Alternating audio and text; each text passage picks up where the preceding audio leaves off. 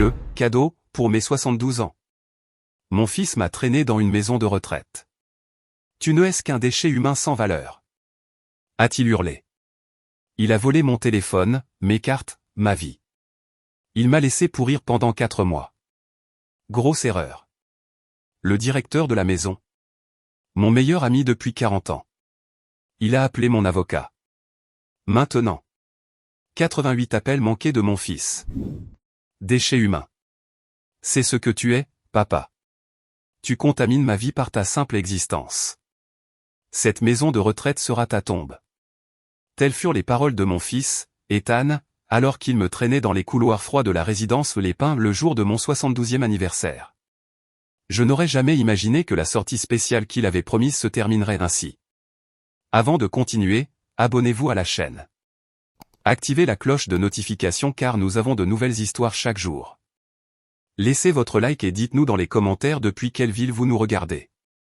Je m'appelle Andrew Carter, et aujourd'hui, en regardant les vieilles photos dans mon nouvel appartement d'un quartier tranquille, j'ai encore du mal à croire que mon propre fils, la personne à qui j'ai consacré 45 ans de sacrifice, ait pu se transformer en cet homme cruel qui m'a enfermé comme si j'étais un déchet. Mais pour comprendre comment nous en sommes arrivés là, je dois retourner à ce mardi 17 mars 2024, le jour de mon 72e anniversaire. Je me suis réveillé ce matin-là avec l'espoir naïf d'un vieil homme qui croyait encore en l'amour d'un fils. Ethan m'avait appelé 3 jours plus tôt, inhabituellement joyeux, promettant qu'il m'avait préparé le plus beau cadeau de ma vie. Sa voix semblait différente, presque enthousiaste. Je comprends maintenant que c'était l'excitation de quelqu'un sur le point de se libérer d'un fardeau. Papa, mardi, je passe te chercher à 10 heures du matin. Habille-toi bien, nous allons dans un endroit très spécial, avait-il dit. Je me souviens parfaitement comment mon cœur s'est rempli d'un fol espoir. Peut-être, pensais-je, pourrions-nous enfin nous reconnecter. Les 5 dernières années avaient été distantes, depuis qu'il avait hérité de l'entreprise de sa mère, ma défunte épouse Béatrice, décédée il y a 7 ans. Ce matin-là, je me suis baigné avec soin. Je me suis rasé. J'ai mis ma plus belle chemise bleu clair et le pantalon gris que je gardais pour les grandes occasions. J'ai fait du café et j'ai attendu près de la fenêtre de mon appartement, dans notre riche quartier du centre-ville, en regardant la rue. À 10 heures précises, l'Audi noir d'Ethan s'est arrêté devant l'immeuble. Je suis descendu avec un sourire aux lèvres. Mon fils est sorti de la voiture, vêtu d'un costume sombre et d'une cravate rouge. Il m'a serré brièvement dans ses bras, une étreinte mécanique que j'aurais dû reconnaître comme un signal d'alarme, mais j'étais aveuglé par l'illusion. Joyeux anniversaire, papa. Aujourd'hui sera un jour que tu n'oublieras jamais, dit-il avec un sourire que j'ai alors interprété comme de l'affection. Comme il avait raison, mais pas de la manière que j'imaginais. Pendant le trajet d'1 heure vers la périphérie de la ville, j'ai essayé de parler. J'ai posé des questions sur Sarah, ma petite fille de 19 ans, sur l'entreprise, sur Nathalie, sa femme. Il répondait par des monosyllabes, le regard fixé sur la route. J'ai attribué son silence au stress du travail, quelle naïveté. J'ai remarqué d'étranges petites choses.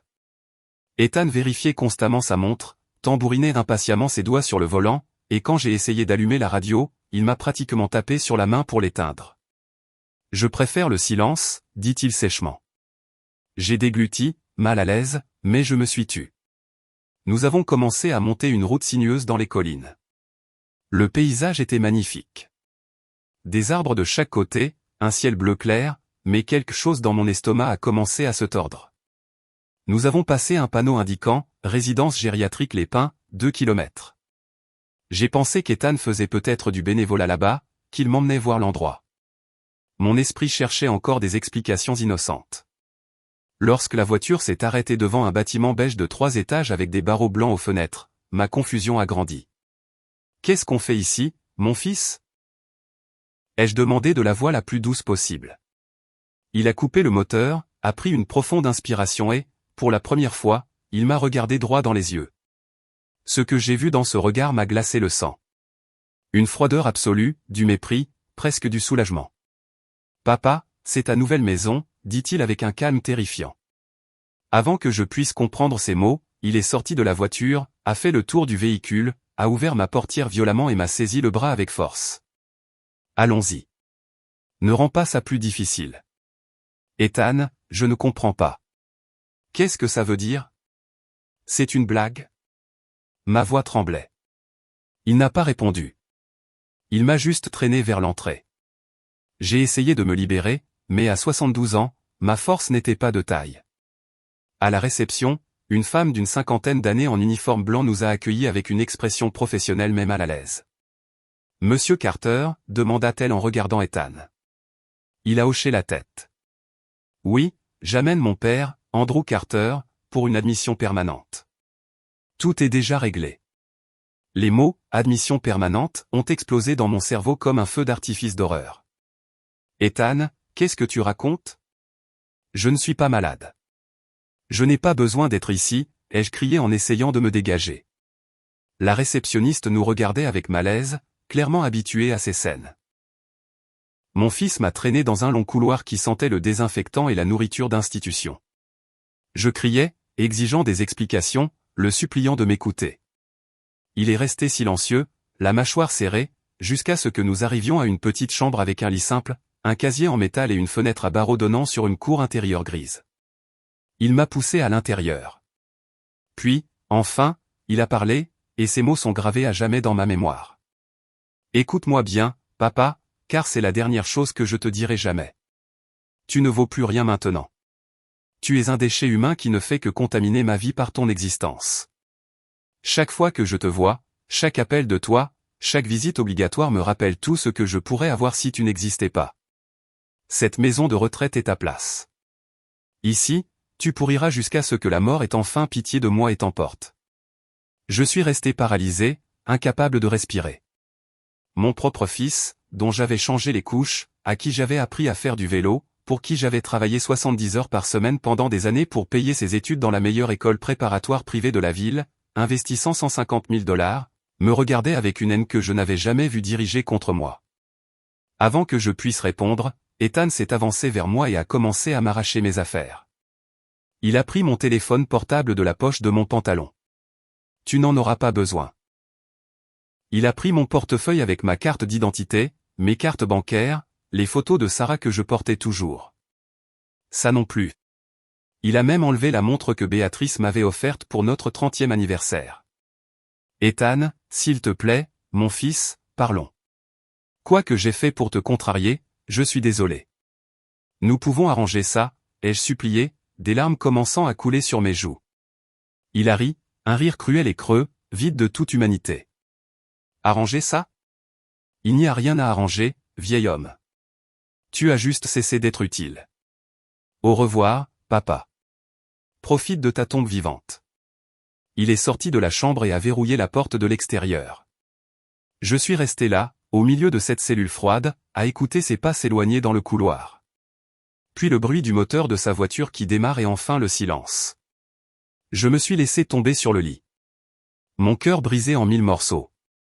Mais quelque chose d'étrange s'est produit dans ce moment de désespoir absolu. Mon esprit d'ingénieur civil, entraîné pendant 50 ans à analyser des structures et des problèmes, a commencé à fonctionner avec une clarté inattendue. Je n'ai pas pleuré de manière incontrôlable. Je n'ai plus crié. Au lieu de cela, j'ai fermé les yeux et j'ai commencé à me souvenir, à observer, à enregistrer chaque détail de ce qui venait de se passer. Les mots exacts d'Ethan, son langage corporel, la façon dont la réceptionniste semblait mal à l'aise, le fait que mon fils ait dit « tout est déjà réglé ». Comme s'il avait planifié cela à l'avance. J'ai ouvert les yeux et j'ai observé la pièce méthodiquement, la fenêtre à barreaux, la porte verrouillée, l'absence totale de mes affaires. Ce n'était pas un malentendu. C'était un plan exécuté avec précision. Et c'est à ce moment-là, assis sur ce lit dur dans une maison de retraite qui sentait la solitude et l'abandon, que j'ai pris la décision la plus importante de ma vie. Si mon fils croyait m'avoir détruit, s'il pensait que j'allais abandonner et mourir tranquillement dans cette prison gériatrique, il se trompait lourdement. Je ne chercherais pas une vengeance aveugle. Je chercherais quelque chose de beaucoup plus puissant, la vérité, la justice, et peut-être, juste peut-être, une leçon que mon fils devait apprendre avant que son âme ne se perde complètement dans les ténèbres. Mais pour cela, il me faudrait du temps, de la patience et surtout, garder la tête froide. Car si ma carrière d'ingénieur m'avait appris quelque chose, c'est que les meilleures structures sont construites avec une planification minutieuse, et non avec des réactions impulsives. J'ai séché mes larmes. J'ai pris une profonde inspiration et j'ai commencé à observer tout ce qui m'entourait avec des yeux neufs. Non pas les yeux d'une victime, mais ceux d'un stratège qui venait de recevoir le défi le plus important de sa vie. Et ce qu'Ethan ne savait pas, ce qu'il n'aurait jamais pu imaginer dans ses pires cauchemars, c'est que le directeur de cette maison de retraite, l'homme qui avait signé les papiers d'admission, était Jake Miller, mon meilleur ami depuis 43 ans. Mais ça, mon fils l'apprendrait très bientôt. Les premiers jours au pain se sont écoulés avec une lenteur qui aurait brisé n'importe quel homme de moindre trempe. Mais moi, Andrew Carter, j'avais construit des ponts qui supportaient des tonnes. Je savais que la vraie force ne se mesure pas en cris, mais dans la capacité à rester lucide quand tout s'effondre. Le lendemain de mon enfermement, une jeune infirmière est entrée dans ma chambre. Elle s'appelait Rose Evans, selon son badge. Elle a apporté un plateau avec un petit déjeuner institutionnel, café à queue, pain grillé sec, une petite barquette de gelée. Elle m'a observé avec ce mélange de pitié et de professionnalisme qu'elle appliquait sûrement à tous les résidents âgés. « Bonjour, monsieur Carter. »« Comment avez-vous dormi ?» demanda-t-elle d'une voix douce. J'aurais pu crier la vérité.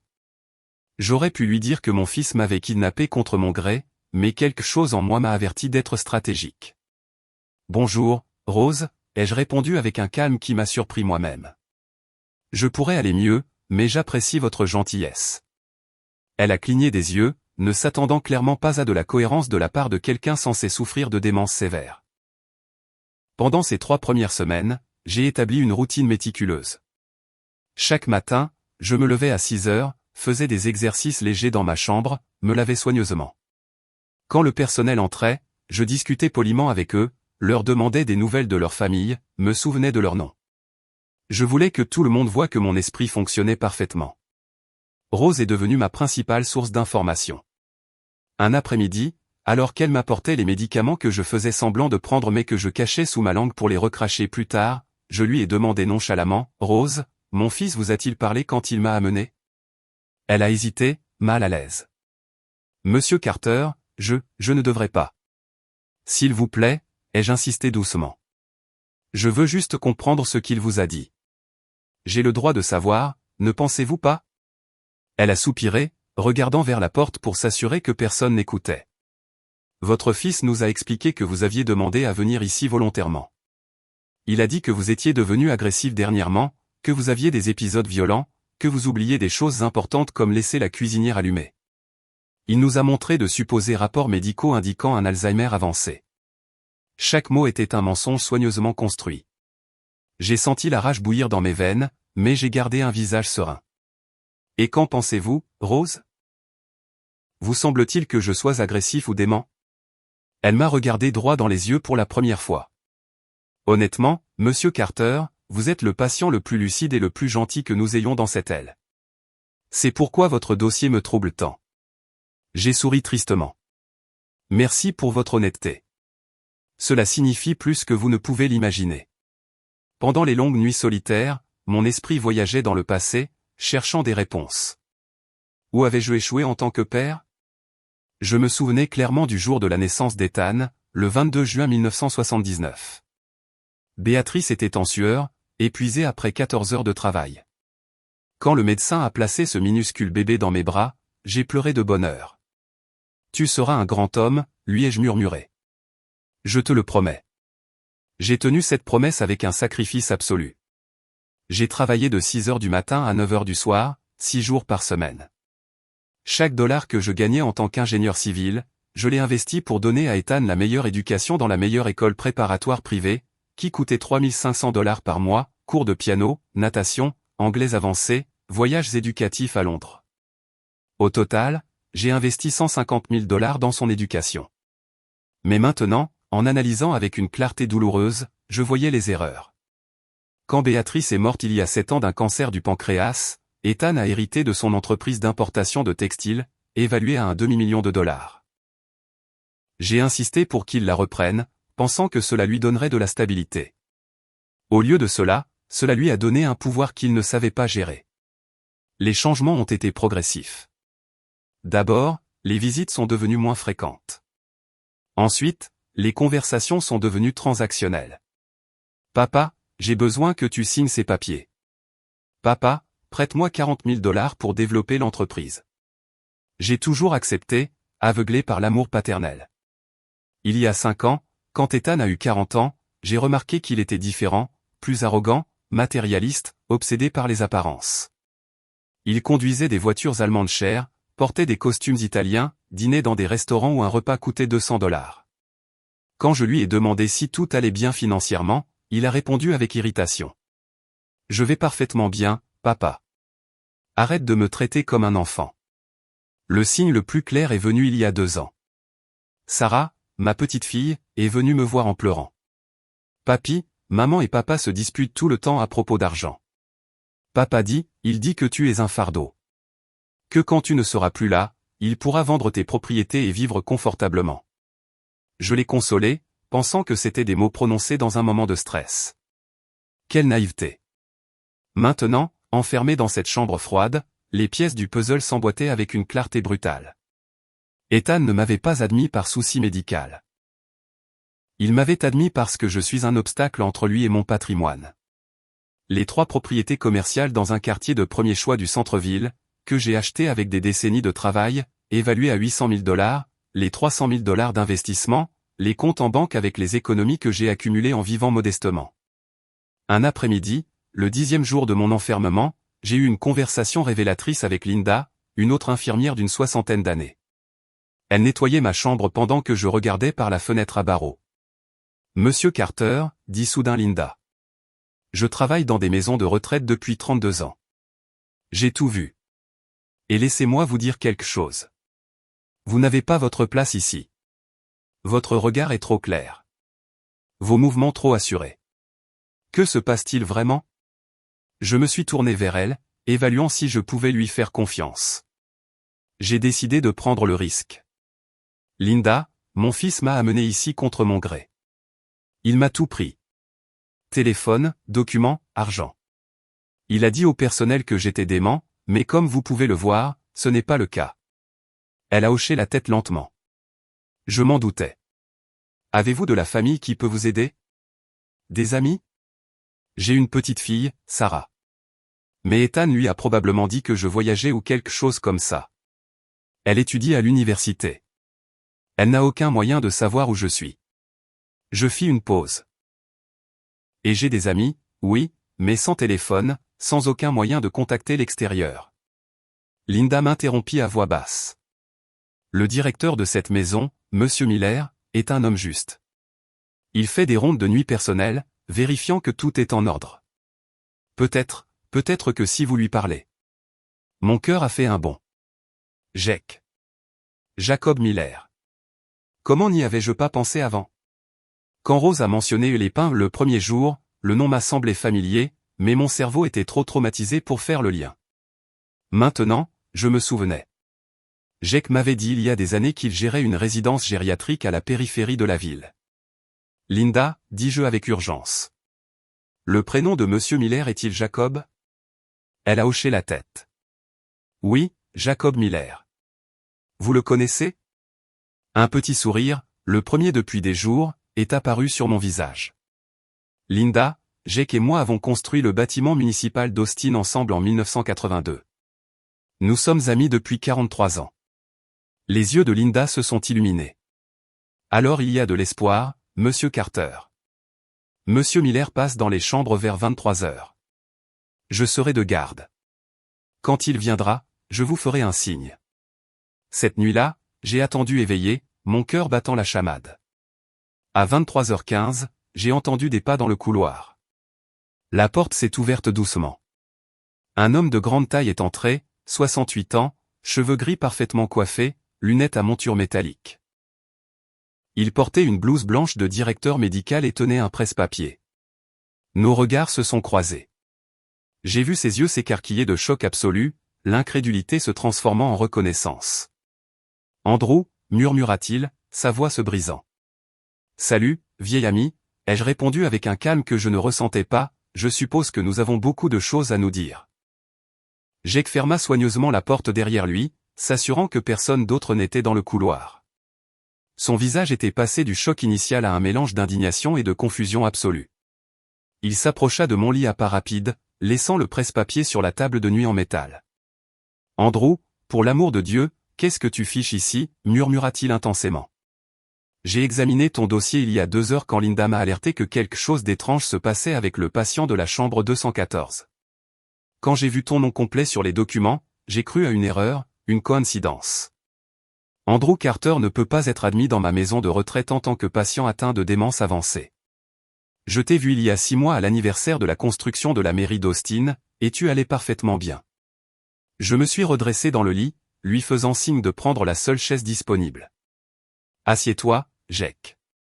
Ce que je vais te dire est difficile à croire, mais j'ai besoin que tu m'écoutes jusqu'au bout sans m'interrompre. » Il s'est laissé tomber sur la chaise, enlevant ses lunettes pour se frotter les yeux avec lassitude. « Parle. Je te connais depuis 43 ans. Je sais quand quelque chose ne va pas du tout. » Pendant les 20 minutes suivantes, je lui ai tout raconté. La fausse sortie spéciale pour mon anniversaire, les mots cruels d'Ethan, comment il m'a dépouillé de mes affaires, les mensonges qu'il a racontés au personnel sur ma prétendue démence et ma violence. Jake écoutait avec la mâchoire crispée, les veines de son cou se dessinant à chaque révélation. Quand j'ai fini, il est resté silencieux pendant près d'1 minute, traitant l'information. Finalement, il a parlé, sa voix tremblant de rage contenue. « Andrew, c'est un kidnapping. Une institutionnalisation forcée sans cause médicale légitime. Je peux te faire sortir d'ici tout de suite. J'appelle la police. Je dénonce ton fils pour... » « Non, » l'interrompis-je avec une fermeté surprenante. Il me regarda, stupéfait. « Pas encore, Jake. »« Comment ça, pas encore ?»« Ils te retiennent prisonnier. Ton fils a commis un crime grave. » Je pris une profonde inspiration, choisissant mes mots avec soin. « Écoute-moi. Si nous agissons impulsivement maintenant, Ethan dira simplement que c'était un malentendu, que j'avais consenti à l'admission et que je suis ensuite devenu confus. Il a de faux documents. Il a probablement soudoyé un médecin corrompu pour signer des diagnostics inexistants. Tu sais comment fonctionne le système juridique. Ce sera ma parole contre la sienne, et il a des papiers pour le soutenir. » Jake se pencha en avant, entrelaçant ses doigts. « Alors, que proposes-tu ? » J'ai besoin d'observer davantage, de comprendre toute l'ampleur de ce qu'il fait. Parce que je soupçonne que ce n'est pas seulement une cruauté spontanée. Ethan a planifié cela méticuleusement, ce qui signifie qu'il y a plus. Il essaie probablement d'accéder à mon patrimoine, de falsifier des documents, de vendre des propriétés. Si je sors maintenant, il ajustera simplement sa stratégie et sera plus prudent. Mais si je reste ici quelques semaines de plus, sous ta protection discrète, nous pourrons rassembler des preuves irréfutables. Le visage de Jake montrait un conflit interne entre l'impulsion de m'aider immédiatement et la logique froide de mon argument. Il hocha finalement la tête lentement.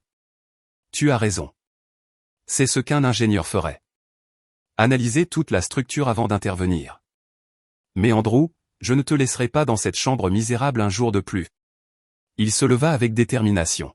« Demain matin, je te transfère dans la suite du 3e étage, celle que nous réservons aux membres de la famille des patients qui visitent pour de longues périodes.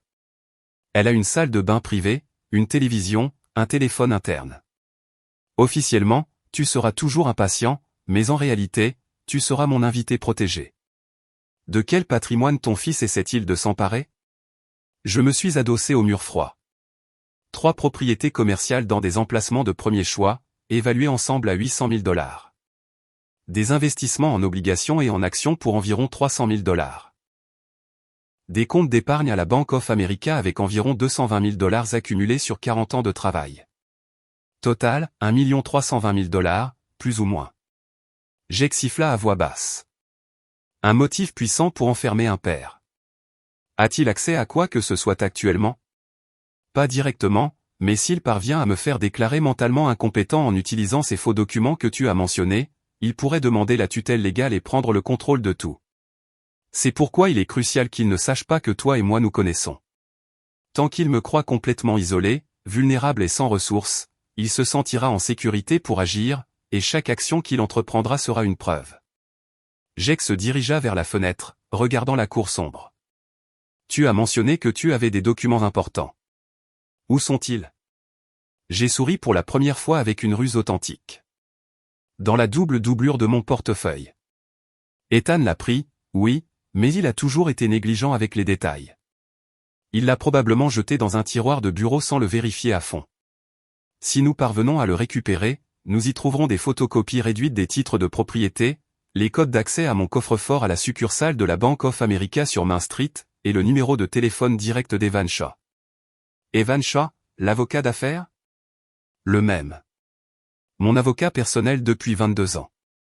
Il a des copies de tous mes documents juridiques, testaments, procurations. Oui, Jake. Tu peux le contacter discrètement en mon nom. Il peut commencer une enquête silencieuse sur les activités d'Ethan. Evan est méticuleux, un ancien procureur. Il saura exactement quoi chercher. Jake retourna à la chaise, maintenant avec l'expression d'un stratège militaire. Très bien, voici ce que nous allons faire. Demain à la première heure, je te transfère dans la suite. Je dirai au personnel que tu as besoin d'un isolement spécial en raison d'épisodes d'agitation nocturne qui nécessitent une supervision directe. Cela justifiera que je te rende visite fréquemment sans éveiller les soupçons.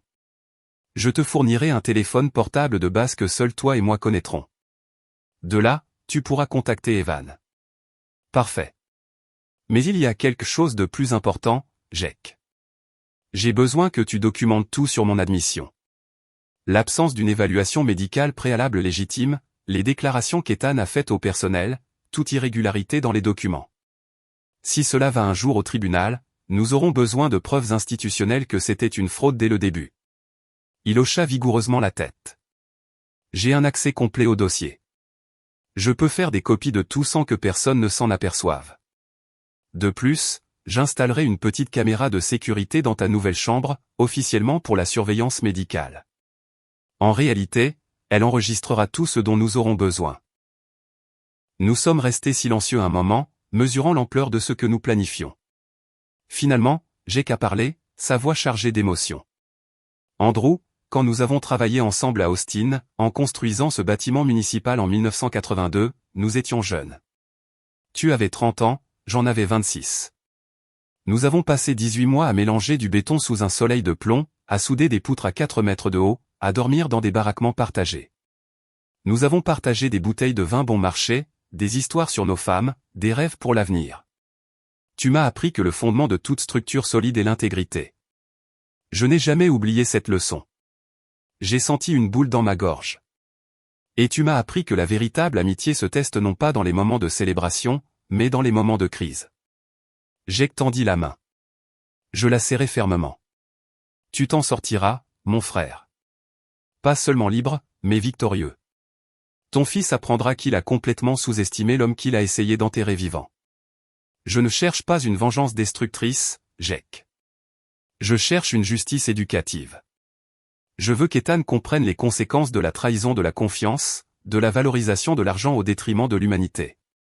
S'il y a une possibilité de salut pour son âme, elle doit passer par la confrontation avec la vérité complète de ce qu'il a fait. Jake se leva, ramassant son presse-papier.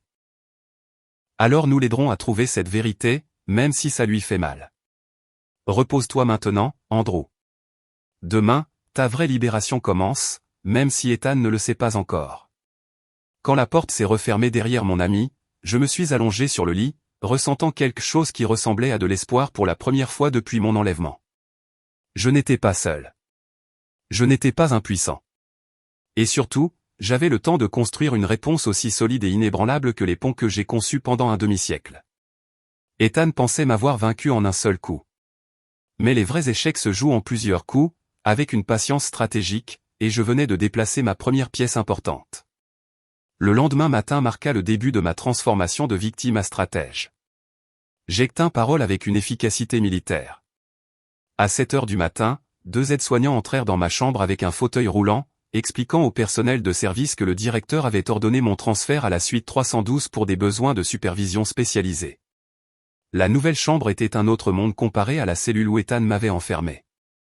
Elle faisait près de 30 mètres carrés avec un grand lit, un petit canapé en cuir marron, un bureau en bois, une télévision à écran plat et de grandes fenêtres sans barreaux donnant sur un jardin de rosiers. La salle de bain privée comprenait une douche adaptée et une coiffeuse avec un grand miroir. C'était essentiellement un appartement modeste mais digne. Jake apparut 20 minutes plus tard, verrouillant la porte de l'intérieur. De sa mallette médicale, il sortit un téléphone portable Nokia de base, un chargeur et un petit carnet. Le téléphone est enregistré au nom de la fondation de l'asile. Impossible de te le tracer. Il a un solde prépayé pour 200 heures d'appel. Utilise-le exclusivement pour les contacts essentiels. J'ai pris l'appareil avec des mains qui tremblaient légèrement d'une émotion contenue. La liberté technologique après des semaines d'isolement absolu. Jack, je n'ai pas de mots pour te remercier. Il a balayé le geste de la main. Les frères ne se remercient pas. Ils se soutiennent. Maintenant, parlons stratégie. Tu dois contacter Evan Shore le plus tôt possible. Mais d'abord, nous devons réfléchir aux informations exactes que tu as besoin qu'il enquête. Je me suis assis au bureau, ouvrant le carnet à une page blanche. Mon cerveau d'ingénieur passait en mode de planification structurelle. Premièrement, j'ai besoin qu'Evan vérifie tous les comptes bancaires à mon nom. Si Ethan a essayé d'y accéder, il y aura des traces numériques. Les banques enregistrent chaque tentative de connexion, chaque demande d'information, chaque mouvement suspect. J'écocha la tête pendant que j'écrivais. Deuxièmement, il doit vérifier le statut juridique de mes 3 propriétés. Si Ethan essaie de les vendre ou de les hypothéquer, il devra falsifier ma signature sur des actes. Cela laisse des preuves notariales. Troisièmement, je veux savoir s'il a déposé des demandes légales de tutelle ou d'incapacité juridique sur la base de ces faux diagnostics médicaux. Et concernant ton portefeuille, demanda Jack, tu as mentionné des documents cachés dans la doublure. Je fermai les yeux, visualisant chaque détail de ce portefeuille en cuir marron que j'utilisais depuis 15 ans. Dans le compartiment secret derrière la section des cartes, il y a des photographies réduites des titres de propriété de Main Street, Oak Avenue et Maple Drive. Aussi, le code à 6 chiffres de mon coffre-fort à la Bank of America, 739 215, et la carte de visite d'Evan avec son numéro direct manuscrit au dos. Jack écrivait furieusement. Penses-tu qu'Ethan ait vérifié ce compartiment? Mon fils a hérité de beaucoup de choses de sa mère, mais le souci du détail n'en faisait pas partie. Béatrice était organisée et méticuleuse. Ethan a toujours été impatient, agissant sur un coup de tête. Il a probablement vidé le portefeuille des cartes et de l'argent visible, supposant qu'il avait tout. Le compartiment secret nécessite d'appuyer simultanément sur 2 boutons latéraux tout en faisant glisser la doublure. Ce n'est pas évident. Alors il est probable que ces documents existent encore. Où penses-tu qu'il a gardé tes affaires? Je réfléchis, me souvenant de la personnalité d'Ethan. Connaissant son ego, il les a probablement laissés dans son bureau à l'entreprise, celle qu'il a héritée de Béatrice dans le quartier financier. Il aime garder des trophées de ses victoires à proximité. De plus, s'il prévoit de falsifier des documents, il aurait besoin d'étudier ma signature, ce qui signifie garder des échantillons accessibles. Jack se leva, se dirigeant vers la fenêtre. Evan pourrait engager un détective privé pour récupérer ce portefeuille. Ou mieux encore, si nous obtenons la preuve qu'il contient tes documents volés, la police pourrait obtenir un mandat de perquisition. Pas encore, répétai-je fermement.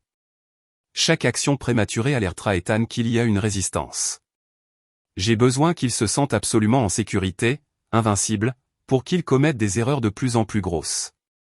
Les criminels confiants sont des criminels négligents. Jack retourna sur le canapé, m'étudiant avec un mélange d'admiration et d'inquiétude. Andrew, je comprends la logique, mais rester volontairement ici pendant que ton fils pense qu'il t'a détruit. Es-tu sûr de pouvoir le supporter émotionnellement? La question était pertinente. Pendant ces semaines, j'avais pleuré dans la nuit solitaire. J'avais senti mon cœur se briser chaque fois que je me souvenais du petit garçon qui me serrait dans ses bras en criant « Papa » quand je rentrais du travail. Mais quelque chose de plus grand que ma douleur personnelle était en jeu. Jack, si je cède maintenant à l'impulsion de m'échapper et de le dénoncer, Ethan recevra une punition légale. Oui, peut-être quelques mois de prison, une amende, un casier judiciaire. Mais son âme sera toujours pourrie. Sa compréhension de ce qu'il a fait restera superficielle. Il n'y aura pas de véritable transformation, seulement du ressentiment d'avoir été pris. Je me suis levé, sentant une conviction absolue. Mais si je construis cela correctement, si je documente chaque mensonge, chaque trahison, chaque acte de cruauté, et que je lui présente ensuite non seulement comme une preuve juridique, mais comme un miroir moral, il y a une possibilité microscopique que quelque chose en lui se réveille. Qu'il regarde ce miroir et voit enfin le monstre qu'il est devenu. Et s'il y a ne serait-ce qu'une chance de 1% de sauver son humanité, cela vaut la souffrance supplémentaire. Jake avait les larmes aux yeux. Tu es un homme meilleur que moi, mon frère. Je voudrais juste le détruire. La destruction est facile. La reconstruction est le véritable défi de l'ingénierie, qu'il s'agisse de bâtiments ou d'âmes humaines. Nous avons passé l'heure suivante à élaborer un plan détaillé. Jake contacterait Evan cet après-midi même en utilisant un téléphone sécurisé de son bureau privé. Il lui expliquerait la situation complète, en lui envoyant des photographies de mon dossier frauduleux comme preuve préliminaire. Evan commencerait une enquête discrète immédiate sur les mouvements financiers suspects. De plus, Jake installerait une caméra de sécurité miniature dans ma suite, officiellement pour la surveillance médicale. En réalité, elle enregistrerait nos réunions stratégiques comme sauvegarde documentaire. Il me fournirait également un accès à Internet via une tablette personnelle, me permettant de faire des recherches sur les lois pertinentes concernant l'institutionnalisation forcée, la tutelle frauduleuse et les droits des personnes âgées. Encore une chose, dis-je alors que Jake se préparait à partir. J'ai besoin que tu enregistres les conversations avec le personnel sur ce qu'Ethan leur a dit lors de mon admission initiale. Ces fausses déclarations sur ma prétendue violence et ma démence. Les témoignages de Rose, Linda, de quiconque a interagi avec lui. Chaque mensonge documenté est une munition future. Considère que c'est fait. Rose m'a déjà exprimé des doutes sur ton diagnostic. Je suis sûr qu'elle témoignera si nécessaire. Après le départ de Jake, je me suis assis au bureau avec le téléphone portable entre les mains. J'avais mémorisé le numéro d'Evan après 22 ans de relations professionnelles, mais j'ai décidé d'attendre que Jake fasse le premier contact. Il était important qu'Evan reçoive le contexte complet avant d'entendre ma voix, pour éviter des réactions émotionnelles qui pourraient compromettre l'enquête. À la place, j'ai ouvert le carnet et j'ai commencé à écrire une chronologie détaillée des événements. Date exacte de mon admission, mardi 17 mars 2024. Heure approximative, 11h30. Paroles exactes d'Ethan, tu ne vaux plus rien maintenant. Tu es un déchet humain qui ne fait que contaminer ma vie par ton existence. Chaque détail, chaque geste, chaque pièce potentielle de preuve. J'ai aussi écrit des réflexions sur mon histoire avec Ethan. Les beaux moments. Son premier jour d'école à 5 ans, pleurant, s'accrochant à ma jambe jusqu'à ce que je le convainque qu'il serait courageux. Son diplôme universitaire avec mention en administration des affaires. La fierté que j'ai ressentie. Son mariage avec Nathalie. Dansant la valse maladroitement pendant que je riais. La naissance de Sarah, quand il m'a appelé à minuit en criant avec enthousiasme, « Papa, tu es grand-père ». Mais aussi les moments sombres que j'ai ignorés par amour aveugle. Quand je l'ai surpris à 16 ans en train de voler de l'argent dans le portefeuille de Béatrice. Quand il a brutalement licencié une femme de ménage pour avoir accidentellement cassé une assiette chère. Quand il s'est moqué d'un mendiant dans la rue devant Sarah, lui apprenant le mépris. Les signes étaient toujours là. J'ai juste refusé de les voir, blâmant le stress, les influences extérieures, tout sauf accepter que mon fils développait des valeurs corrompues. Cette nuit-là, allongé dans le lit confortable avec des draps propres, j'ai regardé le plafond, pensant à Béatrice. Si elle était en vie, aurait-elle empêché cela? Ou Ethan l'aurait-il trahi, elle aussi, pour hériter plus vite? La deuxième option me terrifiait davantage. Mon téléphone a vibré. Un message de Jake. J'ai contacté Evan. Il vient demain. Déguisé en consultant social. Prépare-toi. J'ai souri dans le noir. Les pièces d'échecs commençaient à bouger. Evan Shaw arriva à la maison de retraite à 10 heures précises le lendemain, vêtu d'un costume gris discret et portant une mallette en cuir noir qui identifiait n'importe quel consultant d'entreprise. Il avait 55 ans, des cheveux poivre et sel parfaitement coupés et ce regard pénétrant d'un avocat qui avait passé 20 ans au bureau du procureur avant de créer son cabinet privé. Jake l'escorta personnellement jusqu'à ma suite, le présentant au personnel comme un spécialiste des droits des patients gériatriques effectuant un audit de qualité. Personne ne questionna l'explication. Quand la porte se ferma derrière eux, Evan laissa tomber toute prétention professionnelle et me serra fort dans ses bras. Andrew, mon Dieu.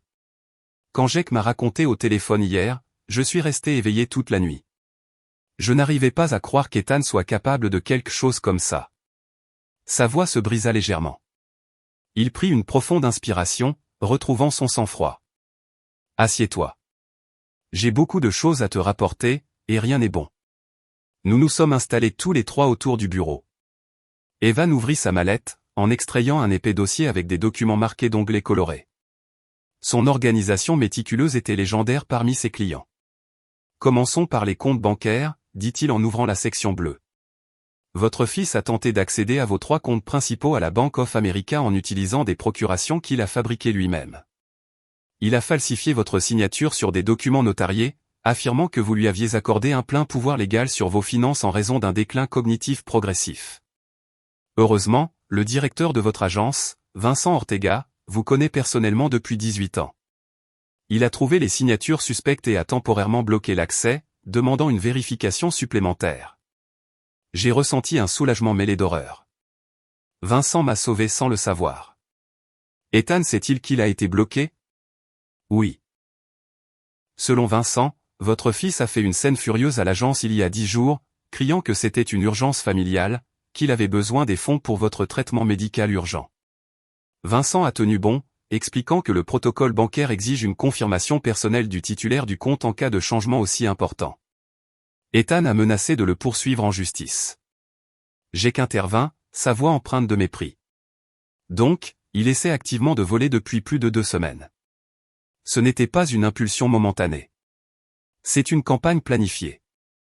Evan passa à la section jaune. Maintenant, les biens. Votre Mercedes-Benz modèle 2020 a été vendu il y a 3 semaines à un concessionnaire de voitures d'occasion dans une banlieue pour $15 400. Ethan a utilisé une copie des documents du véhicule auquel il avait apparemment accès, a signé en tant que votre mandataire et a reçu le paiement en espèces. Le concessionnaire n'a pas vérifié correctement car la transaction semblait légitime en surface. Ma voiture, murmurai-je. J'avais acheté cette Mercedes pour fêter mes 70 ans, un cadeau à moi-même après des décennies d'austérité. Est-elle récupérable? Difficile. Elle a déjà été revendue à un acheteur tiers. Nous pourrions intenter un procès, mais cela prendrait des années. Mieux vaut l'utiliser comme preuve criminelle de détournement de fonds. Evan continua, le visage de plus en plus sombre. Mais voici la partie vraiment alarmante. Votre propriété commerciale sur Main Street est en cours de vente. Ethan a trouvé un acheteur prêt à payer $400 000. Il a déjà signé un contrat d'achat, encore une fois en utilisant des documents falsifiés. La clôture finale est prévue dans 6 semaines devant un notaire. Si cela se produit, vous perdrez une propriété évaluée à près d'un demi-million de dollars. L'air me manqua. Comment arrêtons-nous ça? En déposant une plainte formelle auprès de l'association des notaires. J'ai déjà rédigé le document. J'ai juste besoin de votre signature m'autorisant. Le notaire est obligé de vérifier l'identité personnelle du vendeur avant la clôture. Lorsqu'il découvrira la fraude, non seulement la vente sera annulée, mais il y aura des preuves documentaires de la tentative. Je pris le stylo qu'Evan me tendit, signant d'une main tremblante mais déterminée. Quoi d'autre? Evan échangea un regard significatif avec Jake avant d'ouvrir la section rouge. Andrew, votre belle-fille, Nathalie, a visité cette maison de retraite il y a exactement 2 semaines. Elle a parlé avec le docteur Ramirez, le médecin généraliste ici. Jake hocha gravement la tête. J'ai examiné les notes de cette conversation hier. Nathalie a essayé de convaincre le docteur Ramirez d'augmenter votre médication psychiatrique, en particulier des antipsychotiques puissants qui induiraient une confusion et un déclin cognitif réel. Elle a affirmé que vous étiez dangereux, que vous aviez menacé de violence. Il voulait me transformer en ce qu'il prétendait que j'étais déjà, murmurai-je, nauséeux. Me droguer jusqu'à ce que le mensonge devienne réalité. Exactement. Heureusement, le docteur Ramirez est un professionnel éthique. Il a refusé la demande, expliquant qu'il ne prescrit des médicaments que sur la base d'une évaluation médicale directe, et non sur des demandes familiales. Mais voici le pire. Jake sortit un petit enregistreur de sa poche. J'ai les zones communes de l'établissement sous surveillance pour des raisons de sécurité. Nathalie ne savait pas qu'il y avait un microphone dans la salle d'attente. Écoutez ça. Il appuya sur play. La voix de Nathalie sortit, claire et sans équivoque. Docteur, comprenez la situation. Mon beau-père fait obstacle à nos projets financiers. Tant qu'il est lucide, il peut bloquer des transactions que nous devons réaliser. Si vous pouviez juste l'aider à être plus calme, plus confus. Nous ferions un don généreux de $5 000 à cette maison. Personne n'a besoin de connaître les détails. La voix du docteur Ramirez répondit froidement. Madame, ce que vous suggérez est de la corruption pour commettre une faute professionnelle médicale. Je dois vous demander de quitter mon bureau immédiatement. Le bruit de pas précipité, une porte claquant violemment. Jake éteignit l'enregistrement. Tentative de corruption documentée, dit Evan avec une satisfaction sombre. C'est un délit grave. Nathalie pourrait encourir jusqu'à 4 ans de prison. Je suis resté silencieux, mesurant la profondeur de la conspiration. Ce n'était pas seulement Ethan agissant impulsivement. C'était une opération coordonnée avec Nathalie pour m'incapaciter chimiquement illégalement tout en volant systématiquement tout ce pour quoi j'avais travaillé pendant un demi-siècle. Y a-t-il plus ? Demandai-je, bien qu'une partie de moi craignît la réponse. Evan hocha lourdement la tête. Ethan a déposé une demande judiciaire préliminaire pour vous faire déclarer légalement incompétent. Il a utilisé les faux diagnostics médicaux qu'il a obtenus. Dieu sait comment, probablement en soudoyant un médecin peu scrupuleux. L'audience est prévue dans 2 mois. Si le juge approuve l'incapacitation sans que vous soyez présent pour vous défendre, Ethan obtiendrait la tutelle légale complète, un contrôle total sur votre personne et votre patrimoine. Alors nous avons 2 mois pour monter une contre-attaque complète, dis-je, sentant ma détermination se cristalliser. Evan, j'ai besoin que tu documentes absolument tout. Chaque tentative de fraude bancaire, chaque falsification, chaque pot de vin. Nous allons construire un dossier pénal si solide qu'il sera irréfutable. Je suis déjà dessus.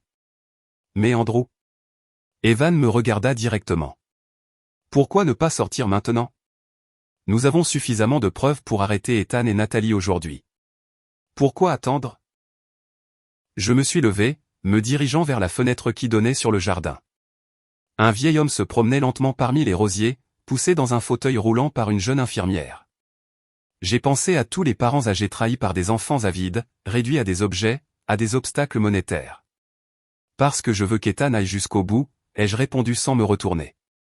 Je veux qu'il exécute son plan complètement, qu'il croie qu'il a gagné, qu'il savoure cette fausse victoire. Ce n'est qu'alors, quand il sera le plus confiant et le plus vulnérable, que nous lui montrerons le miroir complet de sa monstruosité. La chute d'une plus grande hauteur génère un plus grand impact, et seul un impact absolu a une chance microscopique de transformation authentique. Evan referma lentement son dossier. Vous jouez aux échecs pendant que votre fils joue aux dames. Il n'a aucune idée de l'adversaire auquel il fait face. Mon fils m'a appris quelque chose sans le vouloir, dis-je en me tournant vers eux. Il m'a appris que l'amour paternel a des limites. Qu'un moment vient où il faut choisir entre protéger son enfant des conséquences ou le protéger avec les conséquences. J'ai passé 72 ans à choisir la première option. Il est temps de choisir la seconde. Jake s'approcha, posant une main sur mon épaule. Et si cela ne le change pas, Andrew, s'il est trop tard pour sa rédemption, alors au moins tu l'empêcheras de détruire d'autres personnes. Sarah, de futurs partenaires, des employés, quiconque croisera son chemin. Parfois, sauver une âme signifie d'abord la briser complètement pour la reconstruire sur des bases solides. Nous sommes restés silencieux tous les 3, unis par un but commun. Evan a finalement parlé. Je continuerai d'enquêter. Chaque semaine, je vous apporterai des mises à jour déguisées en audit.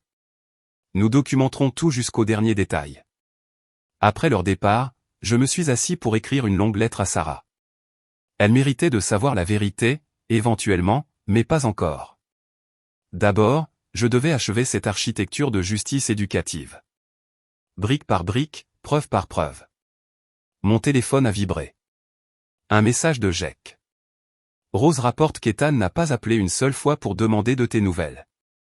4 semaines de silence absolu. 4 semaines depuis qu'il m'a abandonné ici pour mourir. Oublié. J'ai souri amèrement. Parfait. Chaque jour d'abandon était une autre ligne dans le dossier sur sa cruauté. Le jour exact où j'ai achevé 3 mois enfermé au pain, un jeudi pluvieux de mi-juin, j'ai entendu des coups désespérés à la porte de ma suite. Il était 16 heures. Jake était parti à une réunion administrative à la mairie. Je lisais des rapports juridiques qu'Evan m'avait laissés ce matin-là quand les coups sont devenus plus insistants. Papy, je sais que tu es là. S'il te plaît, ouvre. Mon cœur s'est arrêté. Sarah. C'était la voix de Sarah, chargée d'angoisse et de détermination. Je me suis levé si vite que j'ai eu un vertige momentané, courant vers la porte. Je l'ai ouverte. Là se trouvait ma petite fille, trempée par la pluie, les cheveux noirs collés au visage, les yeux rouges d'avoir pleuré. Elle portait un sac à dos d'université sur une épaule. Et dans sa main, elle tenait un téléphone portable montrant un écran avec l'adresse de l'asile. Nous nous sommes regardés pendant une seconde éternelle avant qu'elle ne se jette dans mes bras, sanglotant contre ma poitrine. Papy, je t'ai trouvé. Je t'ai enfin trouvé. Je l'ai serré dans mes bras avec une force que je ne savais pas posséder encore, sentant 3 mois de douleur concentrée s'écouler à travers ce contact. Sarah, ma chérie, comment? Elle s'est légèrement écartée, essuyant ses larmes avec le dos de sa main. Entre. Nous avons beaucoup de... Est-ce que quelqu'un d'autre sait que je suis venu? Juste le personnel de la réception, je suppose. Entre vite. J'ai fermé la porte, la guidant vers le canapé. Elle a laissé tomber son sac à dos, regardant autour de la suite avec un mélange de soulagement et de confusion. Cet endroit est... Je ne m'attendais pas à ça. Papa a dit que tu étais dans une clinique spécialisée en Suisse pour un traitement expérimental contre l'Alzheimer. Ton père ment extraordinairement bien quand ça l'arrange, ai-je répondu avec une amertume que je ne pouvais pas cacher. Assieds-toi, Sarah. Je dois te dire toute la vérité avant qu'il ne découvre que tu m'as trouvé. Pendant la demi-heure suivante, je lui ai tout raconté. La fausse sortie d'anniversaire, les mots cruels, le dépouillement de mes affaires, l'isolement forcé. Elle a écouté, son expression se transformant de choc en horreur, puis en fureur contenue. Quand j'ai mentionné la tentative de Nathalie de me droguer par corruption médicale, Sarah s'est levée brusquement. Je savais que quelque chose n'allait pas, papy. Il y a 2 mois, j'ai commencé à remarquer des choses étranges. Papa rentrait à la maison avec des sacs de magasins chers. Maman avait de nouveaux bijoux chaque semaine. Ils ont acheté une nouvelle Audi, une A6, pour 62 000 $, payée en espèces. Quand j'ai demandé d'où venait tant d'argent, papa a dit que l'entreprise était en plein essor. Elle s'est rassise, sortant un petit carnet de son sac à dos. Mais j'étudie la psychologie, papy. Je sais reconnaître les schémas comportementaux. Alors j'ai commencé à documenter. Elle a ouvert le carnet, me montrant des pages remplies d'une écriture serrée. J'ai enregistré chaque gros achat, chaque voyage, chaque dépense étrange. J'ai pris le carnet, lisant avec une stupéfaction croissante. Sarah avait documenté méticuleusement. 3 avril, voyage à Dubaï, 5 jours, hôtel de luxe, estimé à 8 000 $. 16 avril, maman achète un collier de diamants, 18 000 $, selon une conversation téléphonique que j'ai surprise. 29 avril. Papa achète une Rolex submarinée, 13 000 $. La liste continuait page après page. À la fin, Sarah avait calculé le total, 123 000 $ en 4 mois. Sarah, c'est de l'or en barre comme preuve. Comment as-tu su me chercher ici spécifiquement? Elle a souri tristement. Il y a 3 semaines, j'ai essayé de t'appeler. Ton numéro était déconnecté. Je suis allé à ton appartement. Le courrier non relevé s'accumulait. J'ai confronté papa. Il a répété l'histoire de la Suisse, mais quelque chose dans ses yeux. Il mentait. Je le savais avec une certitude absolue. Elle se pencha en avant, l'intensité brûlant dans son regard. J'ai commencé à enquêter par moi-même. Je suis allé dans son bureau un soir où il était sorti. J'ai trouvé des documents, des papiers avec ta signature qui semblaient bizarres, différents. Et j'ai trouvé des reçus de paiement pour cette résidence. 3 mois prépayés pour un total de 3600 $. Et puis rien, comme s'il t'avait juste abandonné ici, attendant que tu disparaisses tout simplement. Ma gorge s'est serrée d'émotion. Tu as risqué gros en fouinant comme ça. Si ton père t'avait surprise. Je me fiche de ce que papa pense, dit-elle avec une véhémence inhabituelle. Tu es mon grand-père, le seul qui m'a appris de vraies valeurs. Qui m'a écouté quand tout le monde m'ignorait. Qui a payé pour mon université quand papa a dit que c'était une dépense inutile parce que les femmes finissent par se marier de toute façon. Je te dois tout. Des larmes coulaient maintenant librement sur mon visage. Sarah, tu dois m'écouter attentivement. Ce que je vais te demander est difficile, peut-être impossible, mais c'est crucial. Elle hocha sérieusement la tête. N'importe quoi, papy. J'ai besoin que tu retournes à la maison et que tu agisses comme si de rien n'était. Tu ne peux pas révéler que tu m'as trouvé. Tu ne peux pas confronter ton père. J'ai besoin que tu sois mes yeux et mes oreilles à l'extérieur, documentant chaque mouvement de tes parents, pendant que je construis un dossier juridique solide contre eux. Je vis le conflit dans son expression. Tu veux que je prétende que tout est normal alors que je sais qu'ils te retiennent prisonnier ici? Je ne suis plus un prisonnier, ai-je expliqué. Le directeur de cette maison, Jacob Miller, est mon meilleur ami depuis 43 ans. Il me protège, m'aide à rassembler des preuves. J'ai un avocat qui travaille sur le dossier. Mais nous avons besoin de plus de temps, de plus de preuves. Si nous agissons prématurément maintenant, ton père pourrait échapper à toutes les conséquences. Sarah traita l'information, se mordant la lèvre inférieure comme elle le faisait depuis qu'elle était enfant quand elle réfléchissait profondément. Donc, c'est un piège. Tu laisses papa penser qu'il a gagné pendant que tu prépares une contre-attaque. Exactement. Mais Sarah, tu dois comprendre quelque chose. Cela se terminera par des accusations criminelles graves contre ton père. La prison, probablement. Ta mère aussi. Peux-tu vivre avec ça? Elle m'a regardé sans ciller. Papy, il y a un mois, j'ai entendu maman dire au téléphone, le vieil homme devrait juste mourir rapidement et nous épargner les ennuis. Elle parlait de toi. Mon propre père t'appelle déchet humain quand il pense que personne n'écoute. Ce ne sont plus mes parents. Ce sont des étrangers avides qui utilisent ton argent pour vivre des fantasmes de luxe pendant que tu pourris ici. Alors oui, je peux très bien vivre en les regardant payer. Je les serrai de nouveau dans mes bras. Tu es plus forte et plus courageuse que je ne l'étais à ton âge. Mais ce sera douloureux. Les voir tous les jours, simuler l'amour familial alors que tu connais la vérité. Je le vis déjà depuis des semaines, répondit-elle. Au moins maintenant, j'aurai un but. De quoi as-tu besoin que je documente spécifiquement? Nous avons passé l'heure suivante à élaborer des stratégies. Sarah continuerait son journal de dépenses détaillé. Elle essaierait de photographier des documents si elle avait de nouveau accès au bureau d'Ethan. Elle enregistrerait des conversations si possible en utilisant une application d'enregistrement sur son téléphone. Elle signalerait toute réunion étrange, tout appel suspect, tout comportement inhabituel. Aussi, ai-je ajouté, reste en contact avec mes amis proches, Philippe Reed, Marcus Torres, des gens qui me connaissent depuis des décennies. Demande-leur de rédiger des déclarations testimoniales sur mon état mental historique, confirmant que je n'ai jamais montré de signes de démence ou de violence. Ces témoignages détruiront les faux diagnostics de ton père. Sarah écrivait furieusement dans un nouveau carnet que je lui avais fourni. À quelle fréquence communiquons-nous? Utilise ce numéro. J'ai écrit mon numéro de téléphone secret sur un bout de papier. Mémorise-le. Puis détruis le papier. Appelle-moi seulement depuis des endroits privés. Jamais de chez toi où il pourrait t'entendre. La bibliothèque de l'université, les toilettes publiques, les parcs.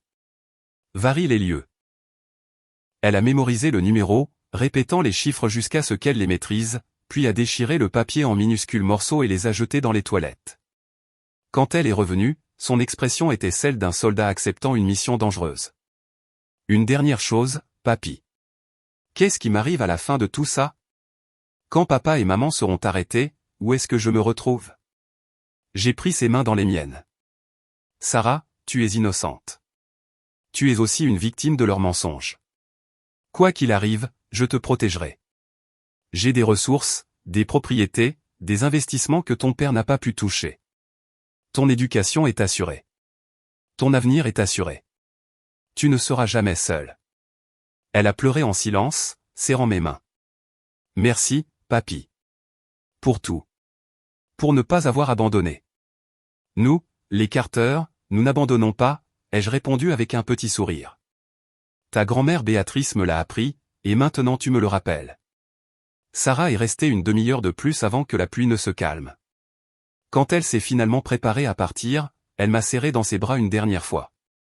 Je te sortirai d'ici bientôt, papy. Je le promets. Tu l'as déjà fait, ma chérie. Tu m'as redonné de l'espoir et un but. C'est plus précieux que la liberté physique.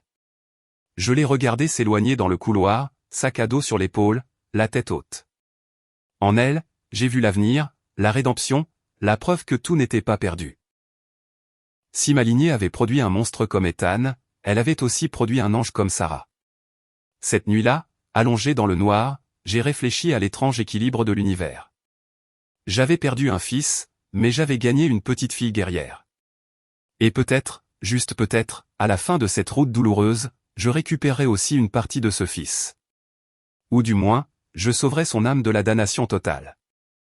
La dernière semaine de juin a marqué le tournant définitif de ma stratégie.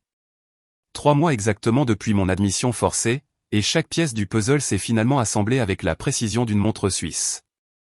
Evan est arrivé ce lundi à midi avec une mallette sensiblement plus lourde que lors des visites précédentes, son visage affichant un mélange de satisfaction professionnelle et de dégoût moral.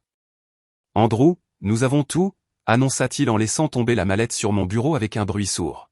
« Absolument tout ce qu'il faut pour enterrer légalement ton fils et Nathalie. La question n'est plus de savoir si nous pouvons gagner, mais combien de temps tu veux les faire souffrir avant d'agir. » J'écantra quelques instants plus tard, verrouillant la porte. Nous avions synchronisé ces réunions comme une opération militaire. Nous nous sommes assis tous les trois tandis qu'Evan dépliait des dossiers organisés avec des onglets numérotés de 1 à 15. Commençons par la bombe la plus récente, dit-il en ouvrant le dossier numéro 1. Confirmé par un détective privé, Ethan a cessé de payer la maison de retraite après les 3 mois initiaux prépayés. 3 600 $ a été le total qu'il a déboursé. Après cela, silence absolu. Il s'attendait à ce que l'administration te transfère simplement dans un établissement public surpeuplé ou, pire encore, te laisse dans la rue quand il ne pourrait pas le contacter. J'ai qu'intervint, la voix pleine de dégoût. En effet, nous avons reçu 3 appels administratifs pour tenter de contacter Ethan au sujet du renouvellement du paiement. Tous sont allés directement sur sa messagerie vocale. Il a intentionnellement évité de répondre, supposant que nous nous débarrasserions simplement du problème automatiquement. Abandon prémédité, ai-je commenté froidement. Ajoutez-le au dossier. Evan hocha la tête, prenant une note sur sa tablette. Dossier 2, enregistrement audio de Nathalie tentant de soudoyer le docteur Ramirez avec 5 000 $ pour te médicamenter psychiatriquement. J'ai une transcription officielle certifiée. Tentative de corruption médicale, peine pouvant aller jusqu'à 4 ans de prison, continua-t-il méthodiquement. Dossier 3, analyse graphologique des documents bancaires prouve que les signatures sur les procurations soumises par Ethan ont été falsifiées. J'ai engagé 3 experts indépendants en écriture. Tous les 3 sont d'accord. Des imitations grossières de ta signature authentique. Voici les rapports techniques avec des superpositions numériques montrant les divergences dans la pression du trait, les angles, les proportions. Sarah m'avait envoyé une photo de l'un de ces faux documents. Le voir maintenant sous analyse professionnelle était troublant. Mon fils avait pratiqué ma signature des dizaines de fois pour créer une version convaincante pour un œil non averti, mais la technologie moderne révélait chaque irrégularité microscopique. Dossier 4, poursuivit Evan. Vente frauduleuse de ta Mercedes-Benz. J'ai une déclaration sous serment du concessionnaire confirmant qu'Ethan s'est présenté comme ton mandataire légal. Il a utilisé des documents qui semblaient légitimes. Il a reçu 15 400 $ en espèces, qu'il n'a jamais déclaré à l'impôt. Évasion fiscale ajoutée au détournement de fonds. Jake siffla à voix basse. À combien de crimes en sommes-nous? C'est différent jusqu'à présent, répondit Evan sans lever les yeux de ses notes. Dossier 5, tentative de vente de la propriété de Main Street. J'ai contacté le notaire désigné pour la clôture. Il a confirmé un rendez-vous prévu pour le 23 juillet, dans exactement 3 semaines. Ethan a déjà signé le contrat d'achat en utilisant à nouveau des documents falsifiés. Le notaire a accepté ma plainte formelle, a bloqué la transaction et a ouvert une enquête interne. L'acheteur sait-il ce qui se passe, demandai-je. Oui. Un homme nommé William Science, un homme d'affaires légitime qui pensait faire une affaire honnête. Il est furieux contre Ethan, menaçant de le poursuivre en justice pour dommages et intérêts pour avoir perdu son temps et ses ressources en due diligence. Il pourrait être un témoin précieux au procès. Evan ouvrit le dossier 6 avec une expression particulièrement sombre. C'est peut-être le plus troublant. Sarah m'a fourni son journal documentant les dépenses extravagantes de tes fonds volés. J'ai engagé un expert comptable pour retracer l'origine exacte de l'argent. Résultat, Ethan a vendu ta Mercedes pour 15 400 $ en espèces. Il a retiré 48 000 $ d'un compte d'épargne joint que tu avais avec Béatrice, un compte dont il a hérité à sa mort, mais qu'il n'était légalement pas censé toucher avant ton décès, selon les clauses du testament. J'ai senti une pointe dans ma poitrine. Ce compte était pour Sarah. Béatrice et moi l'avions créé spécifiquement pour l'éducation universitaire de notre petite fille. Je sais. J'ai lu le testament de Béatrice. Clause 17, paragraphe 3, les fonds doivent rester intacts jusqu'au décès de mon mari Andrew, moment auquel ils seront transférés intégralement à notre petite fille, Sarah Carter, pour ses études supérieures. Ethan a violé le testament de sa propre mère. Jake se leva, se dirigeant vers la fenêtre, les mains dans les poches. Comment quelqu'un peut-il tomber si bas, non seulement trahir son père, mais aussi profaner la mémoire de sa mère? La cupidité dissout les liens que l'amour a construits, dis-je doucement. Continue, Evan. Dossier 7, déclaration testimoniale que Sarah a recueillie suivant tes instructions. Philip Reed, ton partenaire de bridge depuis 25 ans, confirme que tu joues à des jeux complexes, mémorisant chaque carte jouée. Marcus Torres, ton partenaire de gym, témoigne que tu as terminé le marathon de Chicago à 70 ans. Dr Alice Mendoza, ton médecin traitant depuis 18 ans, fournit un historique médical complet ne montrant aucun signe de déclin cognitif lors des examens annuels jusqu'en février dernier, un mois avant ton admission. Preuve médicale contredisant complètement les diagnostics frauduleux qu'Ethan a présentés. Jake résuma exactement. Dossier 8, traçabilité financière des dépenses d'Ethan et Nathalie des 4 derniers mois. Voyage à Dubaï et Paris, 12 000 $. Audi A6, 62 000 $ payés en espèces. Bijoux d'hiver, 23 000 $. Vêtements de créateur, 8 000 $. Restaurant de luxe, 7 000 $. Électronique, 4 000 $. Total documenté par Sarah, 123 000 $ exactement. Evan me regarda directement. Andrew, ton fils a dépensé presque autant en 4 mois de futilité que tu n'as gagné en 3 ans en tant qu'ingénieur civil. De l'argent volé pendant qu'il t'avait enfermé, te croyant oublié. Je pris une profonde inspiration, contrôlant la rage qui menaçait de déborder. Quoi d'autre? Dossier 9, demande judiciaire d'incapacité légale déposée par Ethan il y a 6 semaines, basée sur des rapports médicaux que j'ai personnellement enquêtés. Le supposé médecin qui a signé le diagnostic d'Alzheimer avancé s'avère être Ramon Vega Molina, un médecin à la retraite qui a perdu sa licence il y a 3 ans pour négligence grave. Il est actuellement interdit de pratiquer la médecine. Cependant, il vend apparemment des signatures contre de l'argent.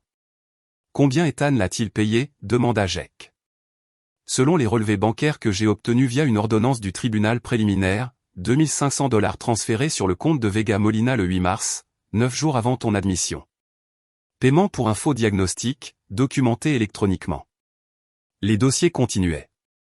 10. Analyse psychologique médico-légale demandée par Evan, évaluant ma capacité mentale actuelle à travers les entretiens que nous avons menés ici. Conclusion, fonction cognitive supérieure à 90% des hommes de mon âge. 11. Témoignage du personnel de la maison de retraite, Rose et Linda principalement, confirmant mon comportement lucide et constant pendant 3 mois. 12. Enquête complète sur les actifs révélant mes 3 propriétés commerciales, mes investissements, mes comptes bancaires. Total vérifié, 1 317 000 $. 13. Testament actuel nommant Ethan comme héritier principal. Un document qui nécessite évidemment une modification urgente. 14. Chronologie photographique compilée par Sarah montrant le style de vie modeste d'Ethan jusqu'en mars, par rapport à l'explosion de luxe depuis avril. 15. Enregistrements audio capturés secrètement par Sarah ou Nathalie dit, je cite, « Quand le vieil homme mourra enfin, nous vendrons tout et déménagerons en Floride. Imagine la vie que nous aurons avec plus d'1 million, net et sans impôt. » Quand Evan eut terminé, le silence emplit la pièce comme un brouillard dense. 3 autres dossiers contenaient des projets juridiques, une plainte pénale complète, une demande d'ordonnance restrictive et un nouveau testament excluant complètement Ethan. Andrew, dit enfin Evan, tu as entre les mains la capacité de détruire complètement ton fils.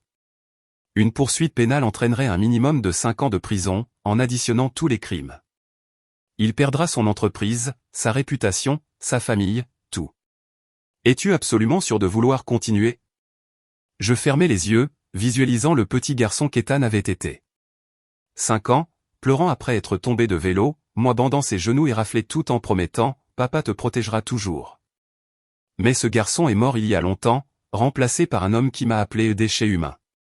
Continue avec tout, ai-je répondu en ouvrant les yeux. Mais avec une modification. Ils me regardèrent tous les deux, perplexes. Je veux inclure un chemin vers la rédemption dans le testament. Si Ethan démontre un changement authentique par 500 heures de service communautaire dans des maisons de retraite sur 5 années consécutives, une thérapie psychologique hebdomadaire documentée et la restitution complète de l'argent volé, il pourra recevoir une petite pension mensuelle de 1200 $. Pas l'héritage complet, mais une survie digne. Sarah héritera de 80% à la condition de l'aider s'il remplit les conditions. Evan cligna des yeux, surpris.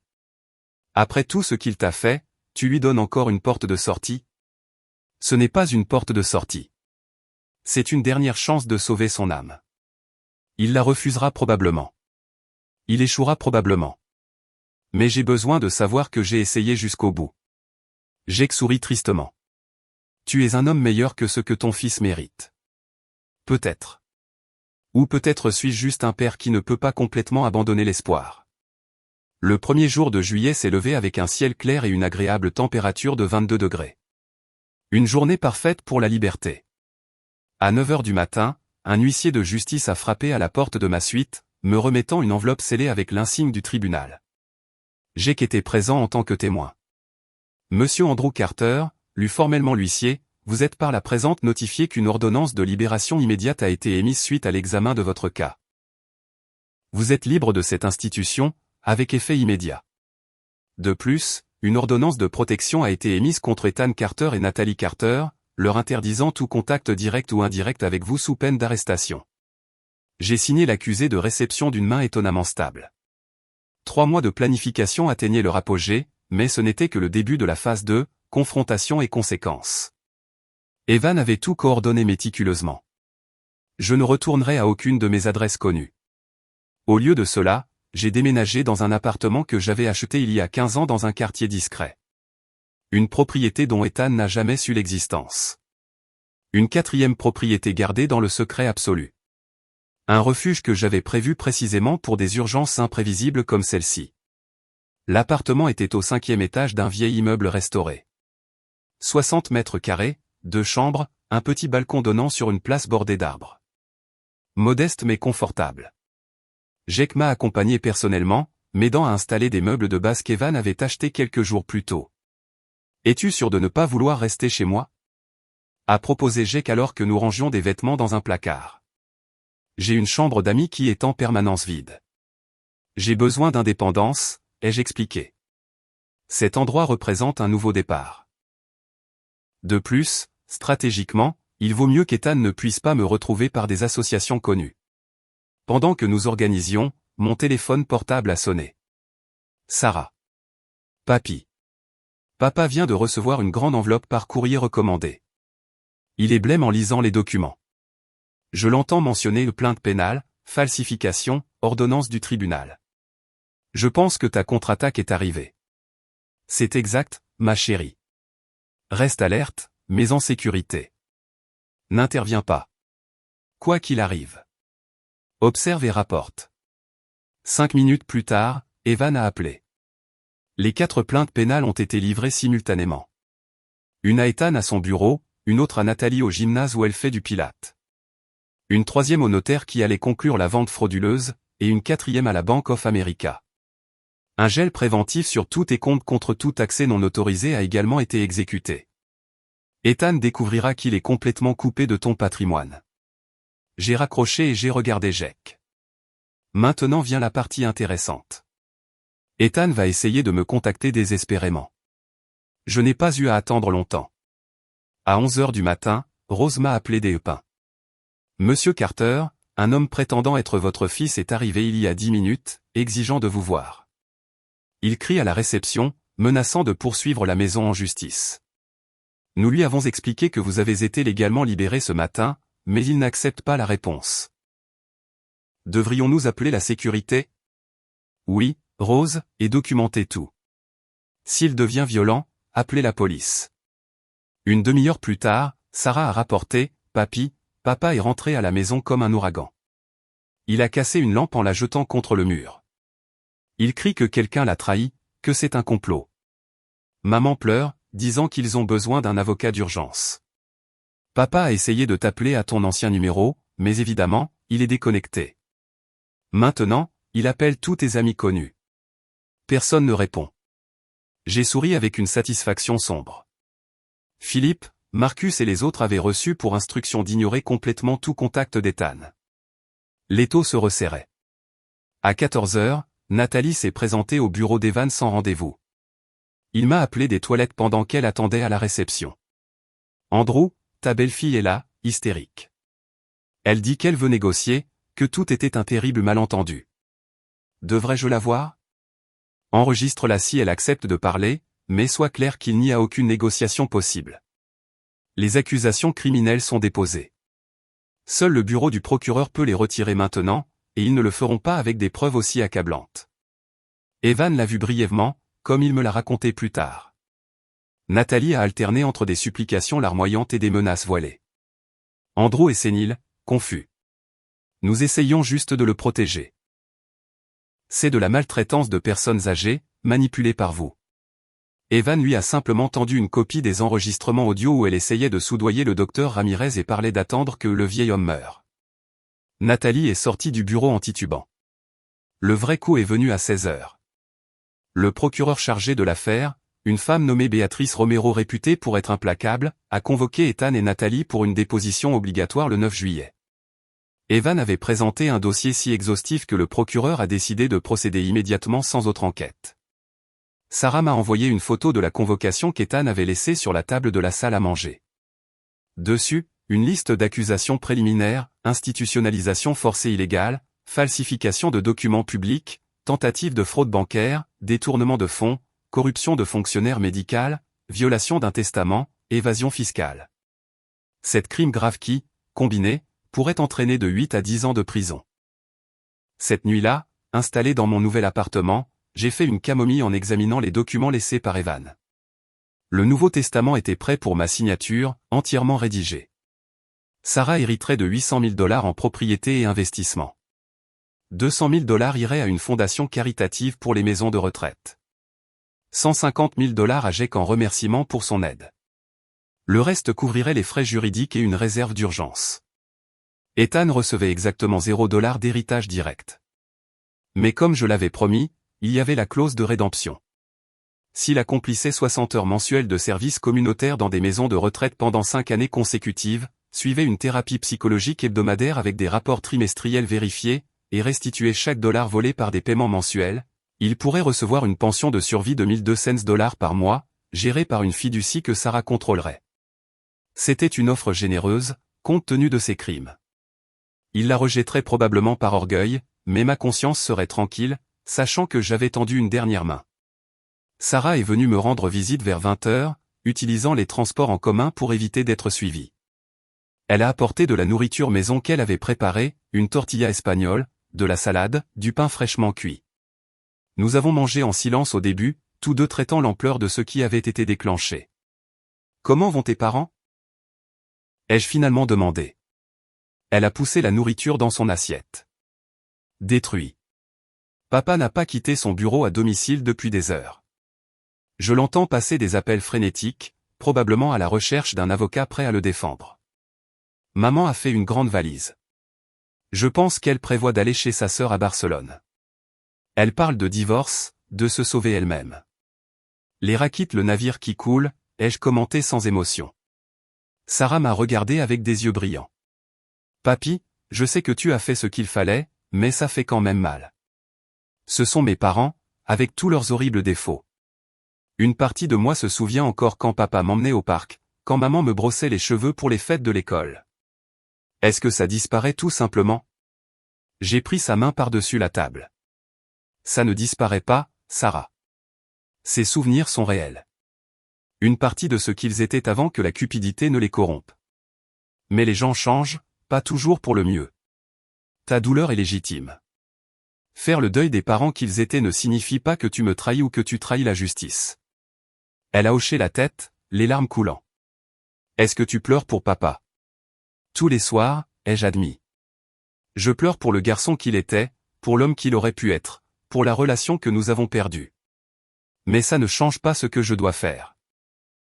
Parfois, l'amour le plus profond exige les décisions les plus difficiles. Nous sommes restés debout jusqu'à minuit à parler de l'avenir. Sarah envisageait une spécialisation en gérontologie après cette expérience, travaillant pour protéger les aînés vulnérables des abus familiaux. Sa passion était inspirante. Quand elle est partie, je suis resté sur le balcon à regarder la place silencieuse. Des lampadaires éclairaient des bancs vides où, pendant la journée, des vieillards nourrissaient les pigeons. J'ai pensé à tous les parents âgés subissant des trahisons similaires en silence, sans les ressources ni les connaissances pour se défendre. Mon téléphone a vibré, un message d'un numéro inconnu. Papa, c'est Ethan. S'il te plaît, nous devons parler. C'est un terrible malentendu. Je t'aime. Appelle-moi. J'ai bloqué le numéro sans répondre. Puis un autre message d'un numéro différent. Andrew, c'est Nathalie. Ethan était confus. J'essayais de t'aider. S'il te plaît, retire les plaintes. Pense à Sarah.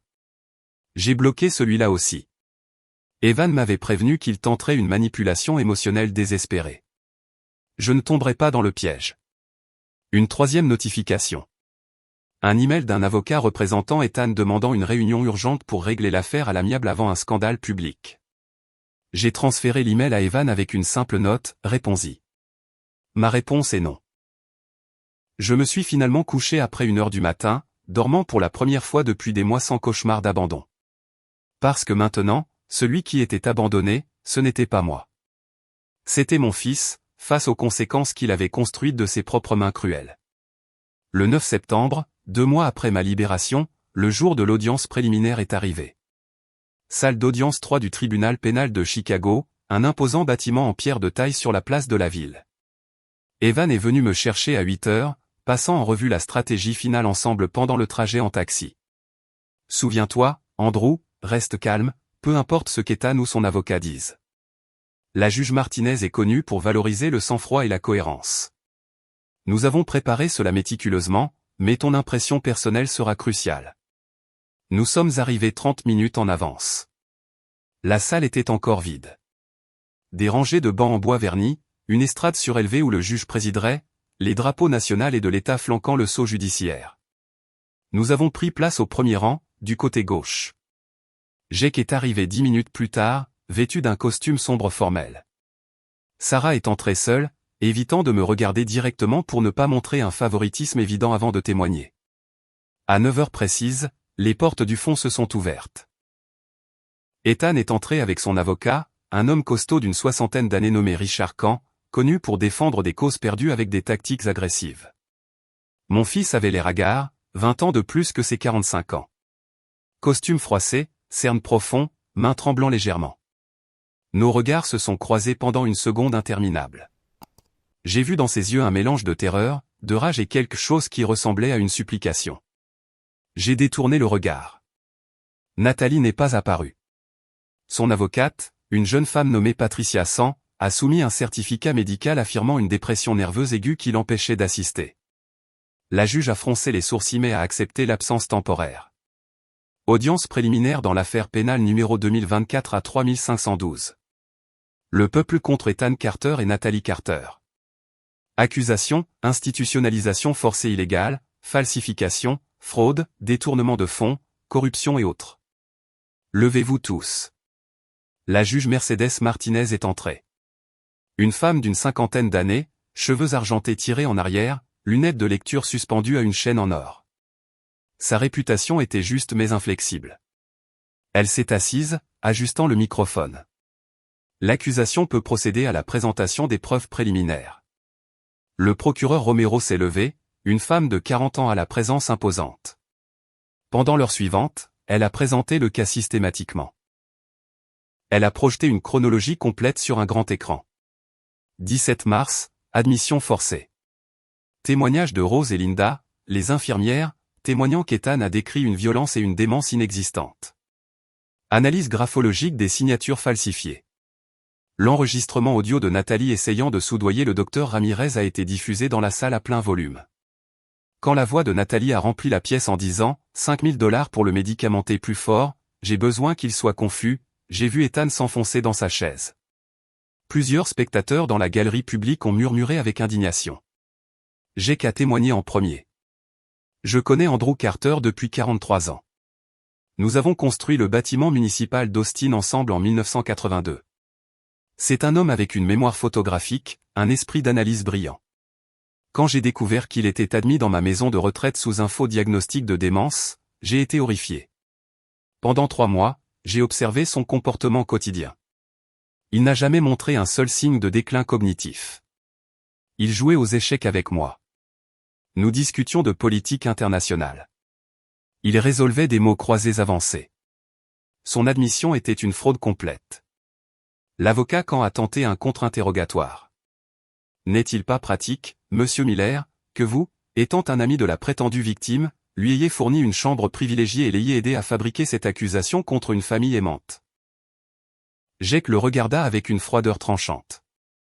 Ce qui aurait été pratique, conseillé, c'était de signaler immédiatement la fraude aux autorités. Je ne l'ai pas fait parce qu'Andrew m'a convaincu de documenter méthodiquement chaque aspect du complot criminel de son fils. Et grâce à cette patience stratégique, nous avons des preuves irréfutables. Rose et Linda ont témoigné ensuite, corroborant tout. Rose a ajouté un détail dévastateur. Ethan Carter n'a pas appelé une seule fois en 3 mois pour prendre des nouvelles de son père. Pas une seule fois. Il a cessé de payer après la période initiale, comme s'il avait jeté des ordures, s'attendant à ce que quelqu'un d'autre les ramasse. Je travaille avec les personnes âgées depuis 12 ans. J'ai vu de la négligence, mais jamais un abandon aussi calculé. Evan a présenté les dossiers bancaires montrant les tentatives d'accès frauduleux. Vincent Ortega, le directeur de la Bank of America, a témoigné sur les procurations falsifiées et le comportement erratique d'Ethan lorsqu'elles ont été bloquées. C'était au tour de Sarah. Ma petite fille s'est dirigée vers la barre avec une dignité qui m'a rempli de fierté. Elle a juré de dire la vérité, posant sa main sur la Constitution, sa voix ferme. Le procureur Romero l'a guidée doucement. Sarah, expliquez au tribunal votre relation avec l'accusé. Ethan Carter est mon père biologique. Monsieur Andrew Carter est mon grand-père paternel. Et qu'avez-vous observé dans les mois qui ont suivi l'admission de votre grand-père? Sarah a ouvert son journal, lisant d'une voix pleine d'émotions contrôlées. Mes parents vivaient soudainement comme des millionnaires. Voyages internationaux, voitures de luxe, bijoux coûteux. Quand j'ai demandé d'où venait l'argent, papa a dit que l'entreprise était en plein essor. Mais j'ai vérifié les états financiers de l'entreprise qu'il avait laissée dans son bureau. L'entreprise perdait de l'argent, elle n'en gagnait pas. Alors, j'ai commencé à documenter systématiquement. Elle a présenté des photographies, des reçus, des notes. Le total vérifié, 123 000 $ en 4 mois. Cet argent ne provenait pas d'un travail honnête. Il provenait du vol de mon grand-père pendant qu'il était enfermé, croyant être abandonné à la mort. Quand a tenté d'attaquer. Mademoiselle Carter, n'est-il pas vrai que votre grand-père vous a promis un héritage substantiel si vous témoignez contre votre père? Sarah le regarda directement. Mon grand-père m'a offert un soutien inconditionnel parce qu'il l'a toujours fait. Je témoigne contre mon père non pas pour de l'argent, mais parce que j'ai été témoin de ses crimes et que je ne peux pas vivre avec cette complicité silencieuse. Je suis étudiante en psychologie. Je comprends la manipulation, l'abus de pouvoir et la violence financière contre les personnes vulnérables. Mon père a commis tous ces actes. Finalement, on m'a appelé à la barre. J'ai marché lentement, conscient de chaque regard. J'ai juré de dire la vérité, m'asseyant en face de la juge Martinez. Le procureur Romero a demandé, Monsieur Carter, décrivez avec vos propres mots les événements du 17 mars 2024. J'ai pris une profonde inspiration. Pendant la demi-heure suivante, j'ai tout raconté chronologiquement. La promesse de la sortie spéciale, le trajet vers les Hupins, la révélation brutale, les mots exacts d'Ethan. Tu ne vaux plus rien maintenant. Tu es un déchet humain qui contamine ma vie. Le dépouillement de mes affaires, le confinement, l'isolement complet. À un moment quelconque, avez-vous demandé ou consenti à cette admission, demanda le procureur. Jamais. C'était un enlèvement prémédité. Mon fils a planifié chaque détail pour se débarrasser de moi pendant qu'il volait mon patrimoine. Quand a tenté de discréditer. Monsieur Carter, n'est-il pas vrai que vous souffriez d'épisodes de confusion, que vous oubliez des choses importantes? Conseiller, j'ai 72 ans. J'oublie parfois où j'ai laissé mes clés. Cela ne constitue pas une démence. Je peux réciter de mémoire mes 50 projets d'ingénierie les plus importants, dates exactes, budget, spécifications techniques. Voulez-vous que je le démontre? La juge Martinez a presque souri. Ce ne sera pas nécessaire, monsieur Carter. J'ai présenté les avis médicaux de 3 médecins indépendants, tous confirmant ma pleine capacité mentale. Le docteur Alice Mendoza, mon médecin depuis 18 ans, a témoigné que mes derniers examens cognitifs en février montraient une excellente fonction.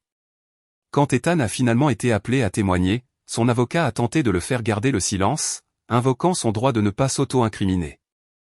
La juge a autorisé le silence, mais a ordonné, l'accusé peut choisir de ne pas témoigner, mais le tribunal prend note de son silence et en tiendra compte lors de l'évaluation des preuves présentées. Ethan s'est levé brièvement, a regardé vers l'endroit où j'étais, et pour la première fois depuis des mois, j'ai vu des larmes couler sur ses joues. Il a ouvert la bouche comme pour vouloir parler, mais quand l'a tiré par le bras, le faisant rasseoir. La juge Martinez a longuement examiné ses notes. Finalement, elle a parlé. Les preuves présentées par l'accusation sont accablantes et cohérentes. De multiples témoignages, de la documentation médico-légale, des enregistrements audio, des analyses d'experts, tout indique un complot criminel systématique pour incapaciter frauduleusement M. Andrew Carter et s'approprier son patrimoine. Compte tenu du poids des preuves, le tribunal ordonne la poursuite du processus pénal. M. Ethan Carter restera en liberté conditionnelle avec interdiction de quitter le pays, obligation de se présenter chaque semaine aux autorités et une ordonnance restrictive absolue de 500 mètres de son père. L'audience de jugement est fixée au 3 novembre. La séance est levée. Le coup de marteau a retenti dans la salle silencieuse. Je suis sorti du palais de justice entouré d'Evan et de Jake. Sarah m'a serré dans ses bras sur les marches. « Tu l'as fait, papy. »« Nous l'avons fait », ai-je corrigé en l'embrassant sur le front. Ethan est sorti quelques minutes plus tard, entouré de photographes. Quelqu'un avait divulgué l'affaire à la presse. Les titres sur les téléphones des journalistes lisaient déjà « Un ingénieur âgé accuse son fils d'institutionnalisation forcée et de vol ». Mon fils m'a cherché du regard à travers la foule. Nos yeux se sont croisés une dernière fois avant que son avocat ne le pousse vers une voiture qui l'attendait. Dans ce regard, j'ai vu quelque chose que je n'attendais pas. Pas de la rage, mais la dévastation absolue d'un homme confronté pour la première fois au monstre qu'il était devenu. 3 jours après l'audience préliminaire, je me suis assis en face du notaire public Fernando Alcazar dans son bureau de la rue Genoa, un bureau traditionnel avec des étagères en acajou remplies de codes juridiques, un bureau ancien poli jusqu'à l'éclat, le sceau officiel de l'État accroché au mur. Evan m'accompagnait en tant que témoin, ainsi que Jake, qui avait insisté pour assister à ce moment historique. Monsieur Carter, commença le notaire en ajustant ses lunettes, j'ai examiné en profondeur le testament que vous souhaitez formaliser. Je dois confirmer que vous êtes entièrement certain de ces dispositions. Elles sont, pour le moins, inhabituelles. Entièrement certain, ai-je répondu avec une fermeté qui m'a surpris moi-même. Ce testament ne représente pas seulement la distribution de mon patrimoine, mais une tentative finale de leçon morale. Le notaire hocha la tête, commençant la lecture formelle. Testament et dernière volonté d'Andrew Carter. En pleine possession de mes facultés mentales, comme le démontrent les rapports médicaux ci-joints, je dispose de mon patrimoine, évalué à environ 1 317 000 $, comme suit. Premièrement, je révoque expressément tout testament, codicile ou disposition testamentaire antérieure. Ce document annule complètement le testament précédent du 15 janvier 2018, qui nommait mon fils, Ethan Carter, comme héritier principal. J'ai senti le poids de ces mots. J'avais rédigé ce testament précédent en pensant à la continuité familiale, en supposant qu'Ethan protégerait l'héritage que j'avais construit. Quelle naïveté, poursuivit le notaire. Deuxièmement, je nomme ma petite-fille, Sarah Carter, comme mon héritière principale, lui accordant 80% de mon patrimoine total, soit environ 1 053 000 $. Ce legs comprend la propriété de Main Street, la propriété d'Oak Avenue, les investissements à la Bank of America et les comptes d'épargne désignés. Sarah, qui était venue directement de l'université, sanglotait en silence. Je lui serrai la main. Troisièmement, je fais don de 200 000 $ à la Fondation pour la protection des aînés vulnérables, une organisation dédiée à la prévention des abus contre les personnes âgées. Ce don doit être utilisé spécifiquement pour créer un programme d'aide juridique gratuite pour les aînés confrontés à des mauvais traitements familiaux. C'était une cause qui avait acquis un sens profond après mon expérience. Si mon histoire sauvait ne serait-ce qu'une personne âgée d'une trahison similaire, chaque moment de douleur en valait la peine. Quatrièmement, je fais don de 150 000 $ à Jacob Miller en reconnaissance de son amitié indéfectible de 43 ans et de son aide inestimable pendant mon moment de plus grande vulnérabilité. Jake protesta immédiatement. Andrew, ce n'est pas nécessaire. J'ai fait ce que n'importe quel frère ferait. C'est précisément pourquoi tu mérites une reconnaissance, ai-je répondu. De plus, ces fonds peuvent améliorer les installations des EPIN, au profit des futurs résidents. Le notaire attendit que nous nous calmions avant de continuer. Cinquièmement, et c'est la clause la plus complexe, concernant mon fils, Ethan Carter, j'établis une exhérédation absolue du patrimoine principal en raison d'actions qui constituent des motifs légaux d'exhérédation selon la section 853 du Code civil, notamment des mauvais traitements psychologiques graves, un détournement de biens et un abandon délibéré. La pièce devint complètement silencieuse. Même en ayant discuté longuement, l'entendre formaliser était stupéfiant. Cependant, poursuivit le notaire, lisant attentivement, j'établis une possibilité extraordinaire de rédemption par l'accomplissement strict des conditions suivantes sur une période ininterrompue de 5 ans. 1. Accomplir 60 heures mensuelles vérifiées de services communautaires dans des maisons de retraite, s'occupant personnellement de résidents atteints de démence, de paralysie ou de conditions nécessitant des soins intensifs. Cette spécification était délibérée. Ethan devait expérimenter de première main ce que signifie prendre soin des aînés vulnérables qu'il avait lui-même prévu d'abandonner. 2. Assister à une thérapie psychologique hebdomadaire avec un professionnel certifié, en soumettant des rapports trimestriels vérifiables de progrès authentiques. 3. Restituer intégralement chaque dollar détourné, y compris les 15 400 $ de la Mercedes vendue, les 48 000 $ du compte de Béatrice et les dépenses documentées par Sarah totalisant 123 000 $. Total à restituer, 186 800 $, par des paiements mensuels minimum de 3 000 $. Evan avait calculé que ces paiements prendraient plus de 5 ans à compléter, assurant un engagement soutenu. 4. Soumettre une lettre mensuelle de réflexion authentique sur ses actions, d'au moins 2 pages, démontrant une compréhension progressive du tort causé et une croissance morale authentique. Ces lettres seront évaluées par un comité de 3 psychologues indépendants nommés par l'exécuteur testamentaire.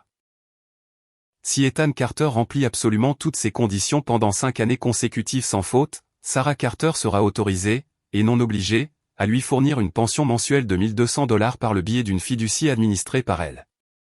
Cette pension est suffisante pour une survie digne mais modeste, enseignant la valeur de l'argent gagné par l'effort et l'humilité. Sarah a parlé pour la première fois. Papy, et si papa rejette ces conditions? Alors il recevra exactement ce que je lui ai donné au pain, rien, 0 $. Mais il aura eu le choix. Il aura connu le chemin de la rédemption. Et s'il choisit de ne pas le prendre, ce sera une décision consciente qui reflète son vrai caractère. Le notaire a conclu la lecture. Sixièmement, je nomme Evan Shaw comme exécuteur testamentaire principal de ce testament, lui accordant 50 000 $ supplémentaires pour ce travail, que j'anticipe complexe et prolongé. Septièmement, l'appartement de ce quartier est laissé à Sarah comme résidence personnelle, non transférable pendant 10 ans. Huitièmement, toutes les dépenses de ce testament seront couvertes par une réserve de 30 000 $ désignée spécifiquement. Souhaitez-vous ajouter une dernière déclaration personnelle, demanda le notaire. J'avais préparé cela mentalement pendant des semaines. Oui, que le procès-verbal indique, ce testament n'est pas né de la haine, mais d'un amour paternel qui reconnaît ses limites. J'ai passé 72 ans à protéger mon fils des conséquences, croyant que l'amour signifiait un bouclier contre la réalité. J'ai appris douloureusement que le véritable amour exige parfois de permettre aux conséquences d'enseigner des leçons que les mots n'ont jamais pu enseigner. Si Ethan remplit les conditions de rédemption, il démontrera une transformation authentique digne d'une seconde chance. Sinon, il vivra en sachant qu'il a eu cette chance et l'a refusée. Dans tous les cas, j'aurai accompli mon dernier devoir de père, offrir un chemin vers le salut sans garantir qu'il le prendrait. J'ai signé chaque page avec une signature ferme. Evan et Jake ont signé en tant que témoins. Le notaire a apposé les sceaux officiels. Il a enregistré le document dans le protocole notarial. Une copie certifiée a été déposée au registre général des dernières volontés. C'est légalement formalisé, annonça le notaire. À partir de ce moment, au décès du testateur, ces dispositions sont contraignantes et irrévocables. Nous avons quitté le bureau du notaire dans l'après-midi ensoleillé de septembre. Sarah marchait entre Jake et moi, le bras lié au mien. Papy, que penses-tu que papa fera quand il l'apprendra? Je ne sais pas, ma chérie. Mais ce n'est plus ma responsabilité de prédire ou de contrôler ses réactions. J'ai planté la graine. J'ai fourni l'eau et la lumière à travers ces conditions. Quel germe ou meurt dépend entièrement de lui. Evan nous a emmenés déjeuner dans un restaurant tranquille. Pendant le repas, nous avons discuté des réalités pratiques. Nathalie avait finalisé le divorce 3 jours après l'audience préliminaire, emportant la moitié des biens matrimoniaux restants et laissant Ethan avec des dettes juridiques importantes. L'entreprise familiale qu'Ethan avait héritée de Béatrice était techniquement en faillite. Les créanciers entamaient des procédures de saisie. Ethan avait tout perdu, famille, réputation, stabilité financière, respect social. Sarah a rapporté qu'il vivait seul dans un modeste appartement loué dans une banlieue ouvrière, travaillant comme assistant administratif dans un hôpital, gagnant $1 800 par mois. Une chute d'un cadre ostentatoire à un employé de base en 5 mois. Précisément ce qu'il avait besoin d'expérimenter. Le processus pénal se terminera en novembre, a expliqué Evan. Le procureur demande une peine de 5 ans de prison, mais comme vous êtes une victime âgée, une circonstance aggravante pourrait augmenter la peine. Plus probable est 3 années effectives avec 2 conditionnels s'il accepte la culpabilité et évite un procès prolongé. Et le service communautaire du testament peut-il être accompli simultanément avec une peine pénale, demanda Jake. Oui, en fait, un juge pourrait considérer ce service communautaire volontaire comme un facteur atténuant démontrant un remords authentique. Ce serait stratégiquement intelligent pour Ethan de commencer immédiatement avant la sentence. Nous avons fini de déjeuner tard. Sarah est retournée à l'université pour un cours de l'après-midi. Jake est retourné au pain pour une réunion administrative. Evan et moi avons marché lentement dans le parc, profitant du parfait après-midi d'automne. Andrew, tu as construit une brillante architecture juridique, a commenté Evan. Mais l'architecture émotionnelle, comment la gères-tu? Je me suis assis sur un banc face à l'étang. Certains jours, je me réveille en oubliant momentanément ce qui s'est passé, cherchant le téléphone pour appeler Ethan et discuter comme nous le faisions avant. Puis je me souviens et ça fait mal comme une blessure fraîche. D'autres jours, je ressens un soulagement d'avoir enfin agi après des années de négligence éducative. C'est contradictoire, complexe, douloureux, mais nécessaire. Penses-tu qu'il remplira les conditions? Honnêtement, je ne sais pas. Une partie de moi l'espère désespérément. Une autre partie se prépare à une dernière déception. Mais cette incertitude est précisément le but. Il doit choisir. Je ne peux pas forcer une transformation. Je peux seulement créer les conditions qui la rendent possible. Nous sommes restés assis jusqu'à ce que le soleil commence à se coucher, peignant le ciel en orange et rose. La vie continuait, indifférente aux drames humains. Et moi, pour la première fois depuis des décennies, je me sentais en paix avec les décisions que j'avais prises, quel que soit le résultat final. 11 mois après ce mardi dévastateur de mars, où mon fils m'a abandonné au pain, je me suis assis sur le balcon de mon appartement, regardant février arriver avec une brise fraîche et un ciel clair.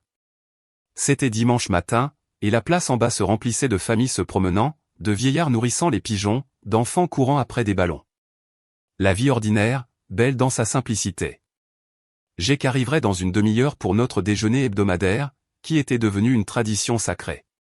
Sarah étudiait pour ses examens finaux de sa dernière année de psychologie, mais avait promis de passer cet après-midi.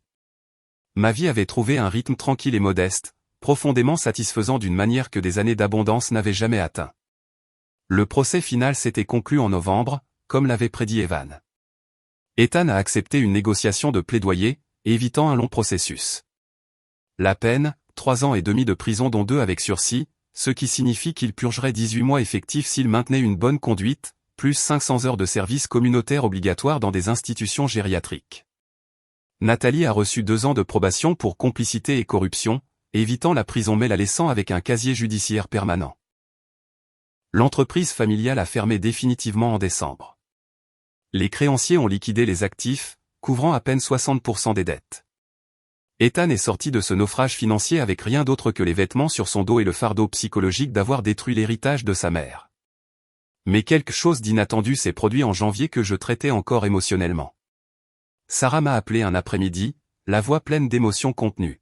« Papy, je dois te dire quelque chose à propos de papa, mais je ne sais pas comment tu vas réagir. » Mon cœur s'est accéléré. « Dis-moi, Sarah, quoi que ce soit. » J'ai commencé à faire du bénévolat à l'hospice Notre-Dame de la Charité dans le cadre de mon stage universitaire. C'est un endroit où les patients atteints d'Alzheimer avancé et de démence sévère reçoivent des soins palliatifs. J'y travaille les mardis et jeudis après-midi. Et papy, j'y ai trouvé papa. J'ai arrêté de respirer un instant. Quoi? Il fait du bénévolat, papy. Pas le service obligatoire de sa peine de justice. Il fait ça dans un autre endroit supervisé. C'est du bénévolat supplémentaire, authentique, que personne ne l'oblige à faire. Je l'ai vu aider un vieil homme de 80 ans à manger lentement, lui essuyant la bouche avec une patience infinie, lui parlant doucement, même si l'homme ne répondait pas de manière cohérente. Il ne m'a pas vu au début. Je l'ai observé pendant 20 minutes avant de m'approcher de lui. Et qu'as-tu dit? Je lui ai demandé ce qu'il faisait là. Papy, il a pleuré. Il a dit qu'il avait besoin de comprendre. Que chaque nuit depuis l'audience, il rêve de toi enfermé au pain, seul, effrayé, abandonné. Que ces images le hantent sans repos. Il a dit que la seule façon de trouver quelque chose qui ressemble à la paix était d'expérimenter de première main ce que signifie prendre soin des aînés vulnérables qu'il avait prévu de jeter. Des larmes coulaient sur mes joues sans permission. Depuis combien de temps fait-il ça? Le coordinateur de l'hospice m'a dit qu'il avait commencé en novembre, juste après la sentence. Il y va 5 jours par semaine, 70 à 80 heures par mois, bien plus que les 60 requises par ton testament. Il le fait sans publicité, sans chercher de crédit. Il se présente simplement, travaille en silence et part. Cette information m'a hanté pendant des semaines. Une partie de moi voulait y croire comme un signe authentique de transformation. Une autre partie restait sceptique, se souvenant des manipulations passées. Était-ce un repentir réel ou une performance calculée pour réclamer éventuellement l'héritage conditionnel? Evan a conseillé la prudence. Andrew, 11 mois n'efface pas 45 ans de schémas comportementaux. Observe, documente, mais ne te fais pas de faux espoirs prématurément. La vraie transformation prend des années à se vérifier. J'ai qu'été plus optimiste. J'ai vu une rédemption authentique chez les gens. Ce n'est pas courant, mais ça arrive. Peut-être que toucher le fond si brutalement a finalement réveillé quelque chose en lui. Sarah me fournissait des rapports mensuels. Ethan a continué son bénévolat sans faute. Il avait commencé une thérapie psychologique hebdomadaire avec un médecin spécialisé dans la réhabilitation des auteurs de maltraitance familiale. Il vivait dans un minuscule appartement de 30 mètres carrés. Il travaillait à son poste administratif sans se plaindre, cuisinait des repas simples, lisait des livres sur la gérontologie le soir. Il a également appris l'existence du testament par son avocat, que Evan a formellement contacté. Sa réaction, selon Sarah, qu'il a vue après, a été un effondrement émotionnel complet. « Je ne mérite même pas cette chance », a-t-il dit entre deux sanglots. « Mais je la prendrai. Je consacrerai le reste de ma vie à essayer de devenir l'homme que papa a toujours cru que je pouvais être. » En février, Sarah m'a apporté une enveloppe de manille. « Papy, papa m'a demandé de te donner ça. Il ne sait pas si tu la liras, mais il avait besoin de l'écrire. » À l'intérieur se trouvait une lettre manuscrite de 8 pages. Écriture tremblante, taches de larmes séchées visibles sur le papier. J'ai commencé à la lire dans l'intimité de ma chambre cette nuit-là. « Papa, je n'ai pas le droit de t'appeler ainsi après ce que j'ai fait, mais tu es la seule chose que tu as jamais été, mon père. Moi, par contre, j'ai cessé d'être ton fils le jour où je t'ai appelé déchet humain. » Ces mots, que je pensais me donner du pouvoir, sont devenus des chaînes que je porte jour et nuit. Chaque vieil homme que j'aide à nourrir à l'hospice a ton visage. Chaque main tremblante que je tiens est la tienne, que j'ai refusée. Chaque regard confus d'un patient atteint de démence me rappelle le mensonge monstrueux que j'ai inventé sur toi. Je ne dors pas plus de 3 heures d'affilée. Les cauchemars sont ma seule compagnie méritée. Je n'écris pas pour demander pardon. Je sais que je ne le mérite pas. J'écris parce que le docteur Alvarez, mon thérapeute, dit que je dois affronter la vérité complète. J'ai détruit l'homme le plus noble que j'ai jamais connu pour une avidité si stupide que je ne comprends plus comment j'ai pu valoriser l'argent au-dessus de ton amour. Maman serait anéantie. Sarah me regarde avec pitié plus qu'avec amour. J'ai tout perdu et cela devrait être une punition suffisante. Mais ce n'est pas le cas, car pire que de perdre des choses matérielles, c'est de se réveiller chaque jour en sachant que j'ai trahi le seul être qui m'a aimé inconditionnellement. J'ai commencé à rembourser l'argent. $3000 par mois sur mon salaire de $1800. Je vis avec $700. Je mange du riz, des lentilles, du pain. Je marche 4 kilomètres pour aller au travail chaque jour pour économiser sur les transports. Je vends mes biens restants, non pas à cause de l'obligation du testament, mais parce que je ne mérite pas de confort alors que tu as souffert à cause de moi. J'ai qu'à visiter l'hospice où je suis bénévole. Il m'a vu de loin sans que je le sache. Sarah me l'a dit plus tard. Elle a dit qu'il te ferait un rapport. Je ne sais pas si ça compte. Je le fais parce que chaque fois que je tiens la main d'un vieil homme abandonné, j'imagine que c'est la tienne, que j'ai lâché si cruellement. Et dans ces moments, pendant de brèves secondes, je ressens quelque chose qui ressemble à un but. Papa, si tu lis ceci, je veux juste que tu saches que tu as raison de ne pas me croire encore. Je ne me crois pas moi-même non plus. Mais je continuerai d'essayer chaque jour, pendant des années s'il le faut, pour devenir quelqu'un qui, peut-être un jour lointain, méritera de te regarder à nouveau dans les yeux sans mourir de honte. Ton fils, qui a cessé d'en être un, mais qui supplie de pouvoir regagner ce titre. Ethan. J'ai plié la lettre lentement, la plaçant dans le tiroir de mon bureau à côté de vieilles photos d'Ethan enfant. Je ne savais pas quoi ressentir. Douleur, espoir, scepticisme, amour blessé, tout mélangé dans un enchevêtrement impossible à démêler. Quand Jake est arrivé pour le déjeuner, je lui ai montré la lettre. Il l'a lue entièrement, la laissant sur la table avec un profond soupir. Andrew, cela pourrait être une manipulation sophistiquée, ou cela pourrait être un réveil authentique. Seul le temps le dira. Je sais. Mais Jake, pour la première fois depuis des mois, je ressens quelque chose que je croyais mort. Un espoir microscopique que mon fils n'est pas complètement perdu. Sarah est arrivée cet après-midi avec des nouvelles supplémentaires. Elle avait longuement parlé avec le docteur Alvarez, le thérapeute d'Ethan, qui, avec la permission de son patient, a partagé sa perspective professionnelle. Votre père vit ce que nous appelons une crise existentielle post-traumatique. Le poids de ses actions l'a écrasé psychologiquement. Il est dans un processus douloureux et authentique de déconstruction de son ego et de reconstruction de ses valeurs. Je ne garantis pas le succès, mais l'effort est authentique. Les mois suivants se sont poursuivis sur un schéma similaire. Ethan a maintenu son travail, son bénévolat, sa thérapie et ses paiements de restitution. Pas d'échec, pas d'excuses, pas de publicité. Sarah me tenait informé mais respectait mon besoin de distance émotionnelle. En avril, presque un an après le début du cauchemar, j'ai reçu une deuxième lettre d'Ethan, plus courte, plus ciblée. Elle détaillait les leçons apprises en s'occupant de Don Ricardo, un patient de 87 ans atteint d'Alzheimer en phase terminale, qui croyait qu'Ethan était son fils décédé. Je le serre dans mes bras, papa. Je le laisse m'appeler Michael. Je lui donne le réconfort que je t'ai refusé. Et chaque étreinte est ma pénitence et mon éducation. Cette nuit-là, pour la première fois, j'ai envisagé la possibilité d'une éventuelle réconciliation. Pas maintenant. Peut-être pas avant des années. Mais un jour, si Ethan continuait sur cette voie, peut-être pourrions-nous partager un café en silence. Cela n'effacerait pas le passé. Je n'oublierai jamais. Mais peut-être, juste peut-être, nous trouverions quelque chose de nouveau, construit sur les ruines de ce qui a été détruit. Je me suis levé du balcon alors que Jake frappait à la porte. La vie continuait, jour après jour.